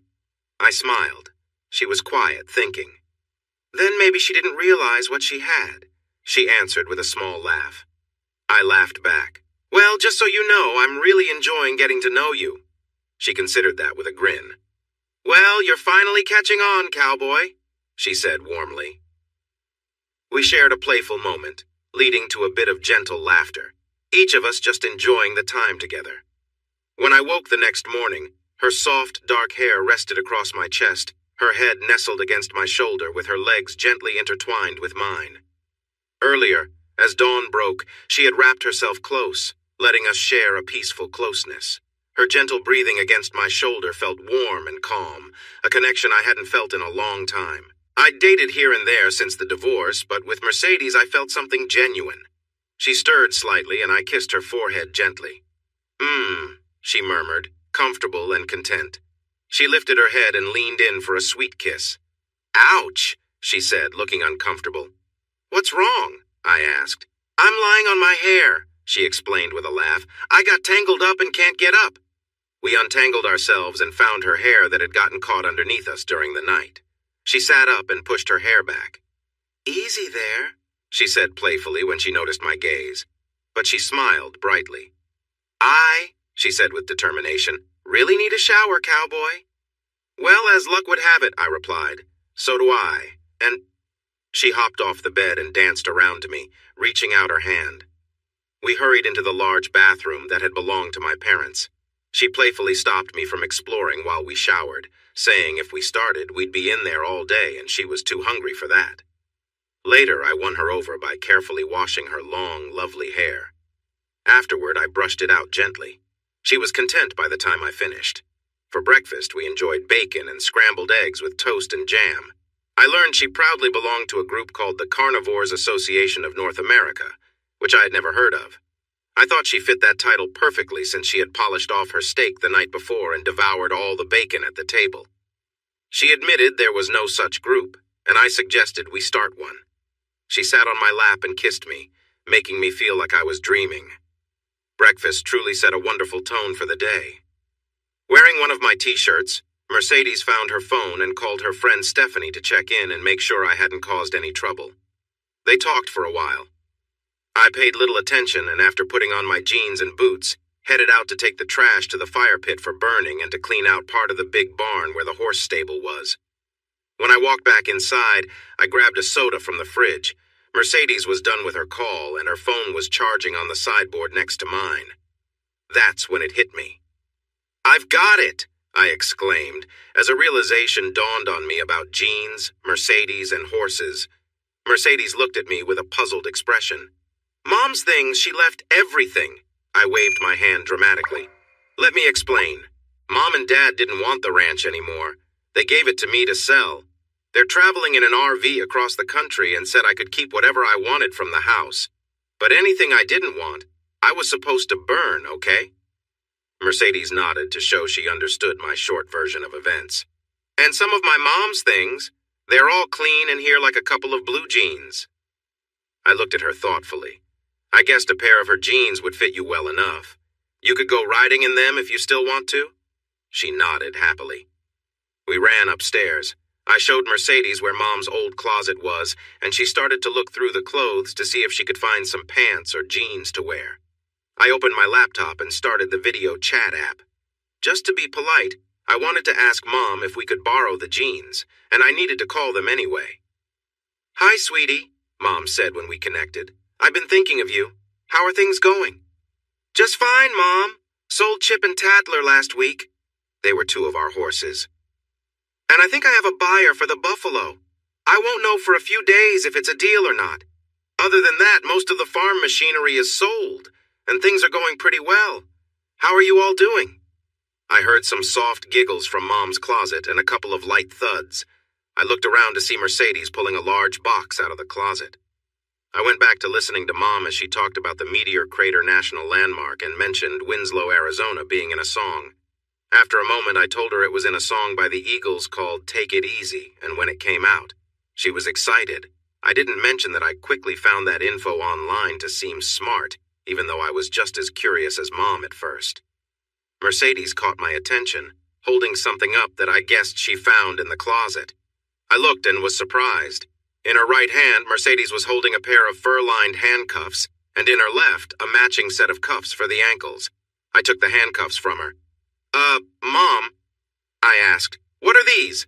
I held them up so she could see. I noticed the key to unlock them was taped to a length of chain. I let the cuffs hang in front of the laptop's camera. "Dang it, Tom, I thought you cleaned out the closet," Mom said firmly, looking off screen. "Nope," Dad replied simply. "You said you would get your box and put it in the RV, remember?" Mom turned back and pursed her lips. "Well, sweetie," she said carefully, "sometimes parents have things they enjoy doing together." I interrupted. "Mom, I know about that all right." I couldn't help but grin. "So, what's the story behind these?" She took a deep breath, looking like she was searching for the right words. Finally, she shrugged. "Matt, honey, your dad and we're older than you." "I'm glad we're still here." She smiled widely, clearly amused. "And we really enjoy our fun, right?" Mercedes handed me a unique harness. I blinked and held it up for the laptop camera. "And what is this, Mom?" I asked. Mom took a deep breath. "Well, you see," she began. She looked a bit annoyed, probably thinking about Dad. "Tom, you should have reminded me about the box." She didn't seem to expect an answer. "So, sweetie, maybe on his birthday? Your dad might have a special evening if one of my friends comes over for, you know." That was a bit too much detail, but I was having a great time teasing my mom. I was beginning to realize there were things about my parents I never knew. On the other hand, I could tell they were quite a lively and loving couple, and adventurous too. I suddenly remembered something. "Oh no, you mean like when Aunt Janet visited and stayed over?" I asked.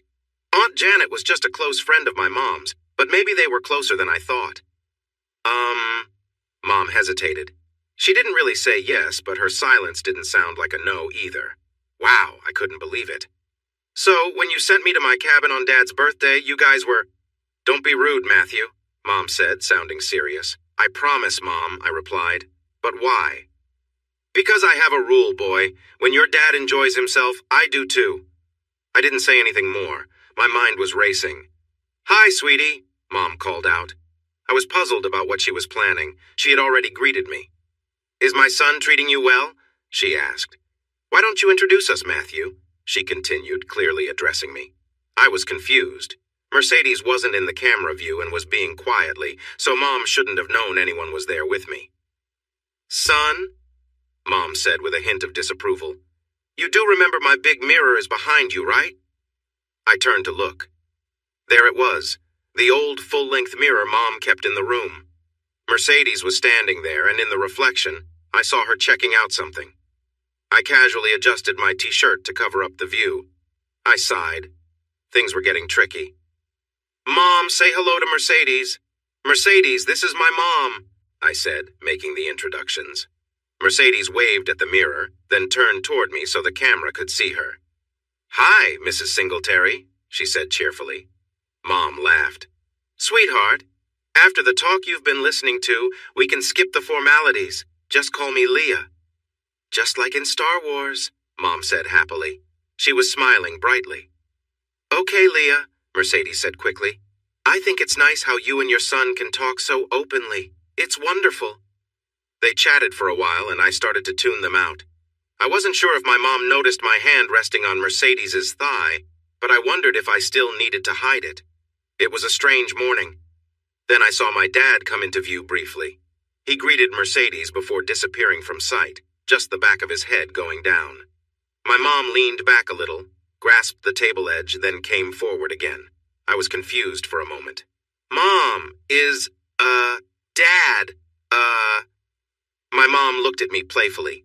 "Honey, you don't think you're the only one Uncle Jake has helped, do you?" she said with a sweet tone. She gasped and leaned forward again. I was shocked. Did my mom know Uncle Jake had taught me everything I knew? What about the other things I learned from his girlfriends? "Sugar, I need to go now, okay?" Mom said unsteadily. Her eyes wandered to Mercedes. "Just don't do anything we wouldn't, all right?" She reached to press a key on her laptop. "Mom!" I intervened quickly before she could end the chat. "What would you not do?" She thought for a moment. "Honey, I'll get back to you on that, okay?" She replied sweetly. "Nice to meet you, Mercedes," she called out. She pressed a key and her image disappeared. I closed my laptop and looked at Mercedes. I was surprised, but not upset. "Cowboy," Mercedes said softly, "how badly do you want to go for a ride?" she asked, walking toward the bed with a pair of cuffs. I didn't wait to answer. I moved quickly towards her. In no time, she had her shirt off and was lying on the bed with her wrists in the cuffs and her legs open when I reached her. We didn't go horseback riding that day or the next. We did go on the fourth day. We needed a break. That was how things went through the weekend and into the next week. Everything had changed on Thursday. "Honey, Matt," Mercedes asked gently at breakfast. She had been quiet since we woke up, and I could tell something was on her mind. "Uh-huh," I responded calmly, preparing for whatever was bothering her. "You know Stephanie, right?" "I do. Well, I don't know her well, but I know who you mean." Mercedes nodded. Could we invite her to stay with us? Would that be okay?" I was surprised. Things between Mercedes and me had been going well. We got along really well in every way. We did the morning chores together, cooked meals, took walks almost to the road, went riding, and really enjoyed being together. At least, that's what I thought. Why did she want to bring someone here who might make it harder for Mercedes and me to get closer? But then, her question about having Stephanie stay with us was an interesting choice of words. "Sure," I replied calmly. There was no need to create obstacles. If Mercedes didn't want to be alone with me, that was that. I might as well go with the flow. Mercedes smiled right away. "Thanks, sweetie. I'll call her, okay?" "Of course." She took my hand as she made the call and pulled me next to her. It seemed like she wanted my support while she talked to her friend. I saw this as a good sign. "Hi, Steffi," Mercedes said to her friend. "Cowboy said yes, so it's a go." "Uh-huh. We can practice some routines. The living room has a nice floor and—" "Yes, Stephanie." Horses, yes, the airplane too. Stephanie, please listen." She rolled her eyes at me. "Okay, yeah, we'll do all kinds of things. Just pack, Stephanie. Steffi, hush. Please listen to me.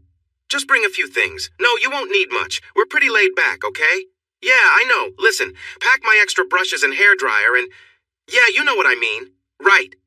She said we again, referring to me and her. I liked that. It made me feel good about this situation. Then, a thought hit me. I waved to get her attention. "Hang on a minute, Steph," Mercedes said into the phone. "Does she know how to find us?" I asked. Mercedes had talked about Stephanie bringing things to the ranch. Mercedes sighed and shook her head, which made me smile. "If she can reach McReady's airfield, we can go pick her up in the plane. What do you think?" I gave her the address and started giving some directions. "She has a GPS," Mercedes said, cutting me off. She told Stephanie the address and looked back at me. "When?" she asked. "How soon can she arrive?" Mercedes checked and got an answer. "In a couple of hours?" I nodded, glancing at the wall clock. "Okay, tell her we'll be there at 1 o'clock." Then I remembered something Mercedes had mentioned to Stephanie. I waved for her to cover the microphone. Was she worried about the laid-back thing you told her? I asked. Mercedes grinned widely. Nope, Steph is. Well, maybe a little adventurous. I returned her smile with one of my own. I had a playful idea. Okay, tell her. How about putting her on speaker so I can talk to her? Mercedes did that, tapping an icon on the screen and setting the phone on the table. I sat down next to her. Stephanie? I said. Hey, this is, Cowboy. Hi, Cowboy, she answered cheerfully. She sounded confident and friendly. She had chatted with me when I filled in for Mercedes during some of their long talks, so Mercedes could take a quick break. Say, Steph, we'll come down to meet you at McReady's like Mercedes said, but I think you should know it's National Nude Flying Day. Did you know that? No. What does that mean? Stephanie asked, confused. I smiled at Mercedes. Well, Stephanie, it means that everyone on a small plane must fly without clothes if they take off between 7 a.m. and 11 p.m., and that includes us. I'm really sorry, but I don't think we can avoid it, I told her. Mercedes was trying hard not to laugh. Her eyes sparkled with amusement. Well, Stephanie said uncertainly, I guess it's okay. Do I need to drive to the airport without clothes? Oh no, not at all, I assured her. I didn't want the police to stop her on the way there. But when you get into the parking lot at McReady's well, you'll need to be ready when you exit the car and walk to the plane. Okay? Very important. I was just teasing her, but I was having fun with this prank. Make sure not to leave the car until you see Mercedes and me taxi up to the side of the field nearest the parking lot, okay? Okay, Stephanie said happily. I got up and went to the kitchen to make some quick sandwiches. We had made a nice roast dinner the night before, and I was thinking about those roast beef sandwiches. Mercedes helped me do a quick check on the Cessna. It was the first time I had done it without clothes, and it was a lot of fun too. We put a change of clothes in the luggage compartment, but we flew without any clothes on except for sandals. Are you sure this'll be okay? Mercedes asked once again. Honey, I replied, I can't remember the last time I was stopped by the Sky Police while flying. Oh, wait, never. I smiled. This was going to be great. McReady's was a small airfield outside the city. It didn't have a control tower and wasn't very busy. It was often used by weekend pilots who just wanted to get up in the air for a bit. I knew the field, the owner, and the staff there very well. I liked them, and they liked me.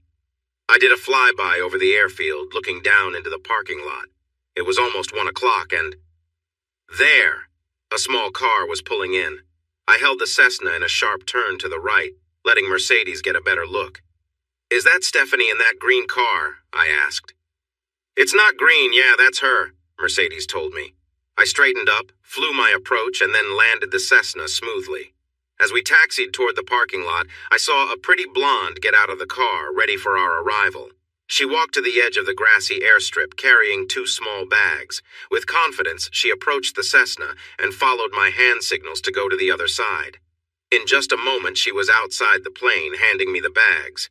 I quickly placed them in the seat behind me. Stephanie climbed in and settled into the back seat, while Mercedes got into the front with me. She fastened her seatbelt, her face shining with excitement.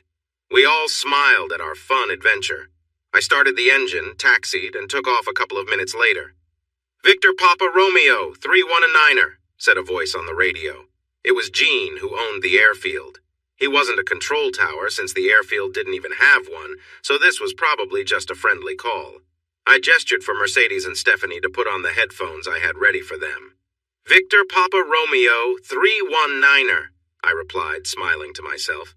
319er. Please return to McReady Field for, passenger checks, copy? Gene could barely contain his laughter, and I could hear some chuckles in the background. I couldn't help but smile wider. Negative, McReady, I said. 319er is headed to our home port for a important event, 10-4. A lot of people here would really like you to stay and chat, Matt, he replied, dropping any attempt to sound serious. I understand, Gene, I said, but it's important for me to get where I'm going, copy? You rascal, he joked back. Woof, woof, I laughed. Victor Papa Romeo, 319er, out. I then set a course to fly home and showed the girls how to switch their headsets to talk to each other. Okay, what's going on? Stephanie asked. Mercedes giggled. You fell for it, girl. she told Stephanie. "There's no such thing as nude flying day." "Very glad to. See you, Miss Stephanie," I joked, offering my hand for a handshake. "Ang!" Stephanie said, playfully swatting my hand away. "Just like that man said, you rascal." But her tone didn't sound upset. Mercedes had mentioned that Stephanie was sometimes a bit bold, and that seemed true. She had a lively personality and long legs and blonde hair styled nicely. One thing I found puzzling was that Mercedes had mentioned earlier that Stephanie was a lesbian, but then added, "At least Stephanie thinks she is." Stephanie seemed pretty comfortable, so I wasn't sure what to think.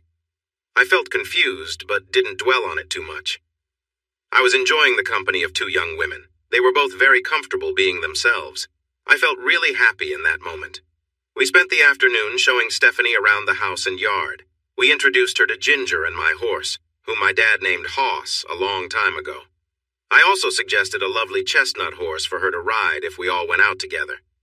Most of the day was spent by the pool, where the two girls shared stories about their lives. Mercedes included me in their chat, helping Stephanie and me talk and get to know each other better. As the sun began to set, we felt more relaxed with each other. Mercedes started moving a little closer to me, casually touching me and getting a bit nearer than before. She kissed me from time to time, and it seemed like she wanted to show Stephanie that we were close. When we finished locking the outside doors for the night, Mercedes took both of our hands and led us upstairs to the bedroom. There had not been any talk about what would happen next, but it seemed clear that the two women had an idea in mind from the moment Stephanie arrived. I didn't say anything to disagree. As we entered the room, Mercedes whispered in my ear, "Remember, she thinks she's a lesbian, okay?" Mercedes had mentioned this before, but I wasn't sure what that meant. I wondered if she wanted me to pay attention to the word thinks. I decided to see how things went.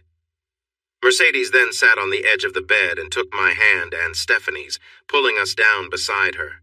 She lay back, looking at me and then at Stephanie. She let go of our hands and rested her fingers on the bedding. "Please, I want you both," she said softly. Stephanie looked at me over Mercedes and I looked back at her. "Steffi, would you help me with Mercedes?" I asked gently. I was a little nervous because I'd heard Mercedes call her that name, but I wasn't sure how Stephanie would feel if I did. Stephanie thought for a moment, then nodded slightly and leaned in closer to Mercedes. Mercedes rested comfortably beside me as I gently held her, focused on making her feel relaxed and supported. I could tell by her breathing that she was deeply at ease, and we shared a peaceful closeness, both content. Stevie was nearby, offering her own gentle care for Mercedes, as we all enjoyed the moment, each of us simply happy to be there. Mercedes looked at me, giving a small smile, which I returned, appreciating the warmth in her gaze. We all shared an unspoken understanding, each contributing to the calming atmosphere that filled the room. "Matt," Mercedes whispered quietly, her voice filled with appreciation. I held her hand, and we continued to share a few more gentle moments together. I didn't look directly at Steffi, respecting the quiet understanding between us all. We each took turns creating a warm, comforting environment for Mercedes, a light-hearted sense of trust building among us. Mercedes rested, and her smile told me that she was at peace, grateful for the comfort and care we all shared. Our focus was on being there for one another, and it created a bond that made the moment feel uniquely special. In time, we found an easy rhythm of support, each person doing their part to create a sense of calm and happiness. We all felt connected in our shared goal, to make Mercedes feel valued, peaceful, and content. There was no rush. We simply let the natural rhythm of care and friendship guide us, allowing us all to rest comfortably, with Mercedes happy and surrounded by the friends who truly cared for her. Mercedes and I shared a quiet, close moment together, our laughter light as we relaxed beside each other. She reached over, giving me a reassuring pat before leaning back with a contented smile. After a moment, she gently wrapped her arm around Steffi, pulling her closer between us. "Matt," Mercedes said softly, "show Steffi some kindness, all right?" I understood her meaning. She felt Steffi could use the same gentle care and attention Mercedes had experienced, and so I agreed. Together, we created a calm, comforting space around Steffi. We exchanged warm glances, each of us helping to make sure Steffi felt valued and supported, as we took turns offering her quiet words of encouragement. Mercedes chuckled softly. "Stevie, relax and enjoy," she whispered with a smile. Her tone was lighthearted, and she gave Stevie an encouraging nod. Following Mercedes' lead, I shared a few gentle touches, noticing that Stevie began to relax. We all took our time, creating a peaceful, connected atmosphere, one of trust and ease.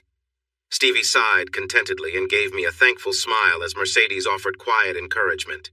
In this calm environment, I stayed attentive, showing support and taking each moment slowly. Mercedes noticed and placed a pillow beneath Stevie for added comfort, making sure she felt cared for. We shared a few more gentle moments as Stevie began to breathe more evenly, clearly at ease. Eventually, I leaned back, sharing a soft look with Mercedes, both of us proud to see Stevie so at peace.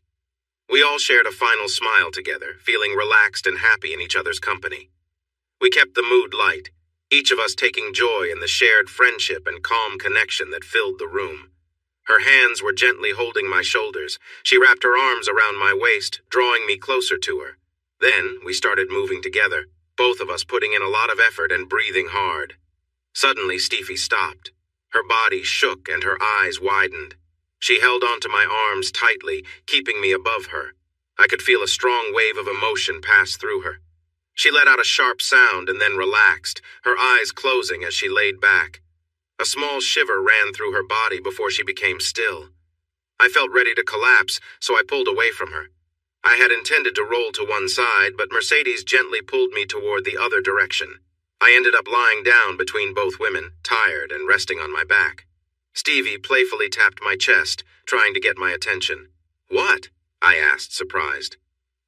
"I was going to be so happy being with women," she said. "And then you had to go and change that." I wasn't sure how to respond, so I just stroked her arm, hoping to think of something to say later. No, she said softly. "Just be still for a moment, okay?" Mercedes laughed and cuddled up on my right side, resting her head on my shoulder. She giggled again. "I had to stop him from touching me the first night we were together too," she said to Stevie. They both started giggling at the memory. I thought that was a secret, but it seemed like best friends shared everything. For a while we enjoyed the quiet, resting together until Stevie poked me playfully. "Stevie," I said, raising my voice a bit. "We need to agree not to poke or hit each other, okay?" "Wuss," Stevie replied, not sorry at all. "Listen, you're divorced, right?" "I am. Want to see the papers? A real judge signed them?" "No, that's okay. I believe you. But Mercedes said it was because your wife was involved with another woman and a guy, right?" "Yep," I told her. "But we just did something similar and you didn't seem to think it was wrong. What's the deal?" "This is different," I explained.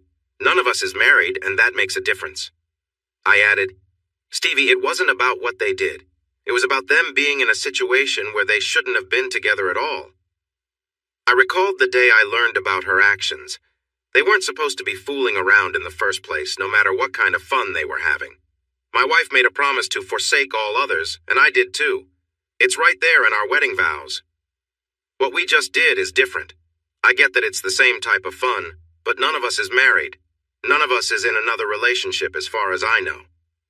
The girls both shook their heads. "So, none of us has committed to anyone else. None of us is exclusive with anyone else, right?" I concluded. "Do you see where I'm coming from, Stephanie?" I asked a bit nervously. "Yeah," she replied. "Great," I said with a smile. "The lecture from Professor Matt is officially over."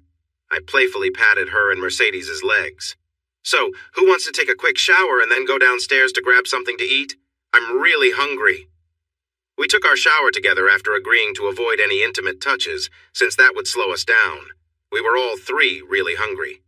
We had already burned a lot of energy, and we'd probably use even more when we changed the sheets and maybe flipped the mattress. I didn't want to be in the wet spot any more than they did. For the next 15 days, the three of us enjoyed each other's company in and out of bed.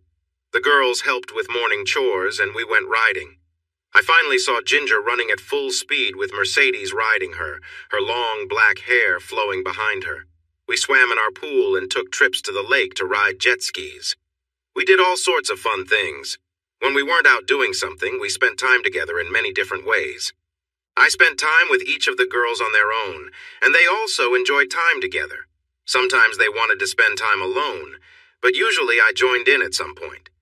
We were together in every room of the house, out in the tall grass beyond the barn, and on picnic blankets in the open fields.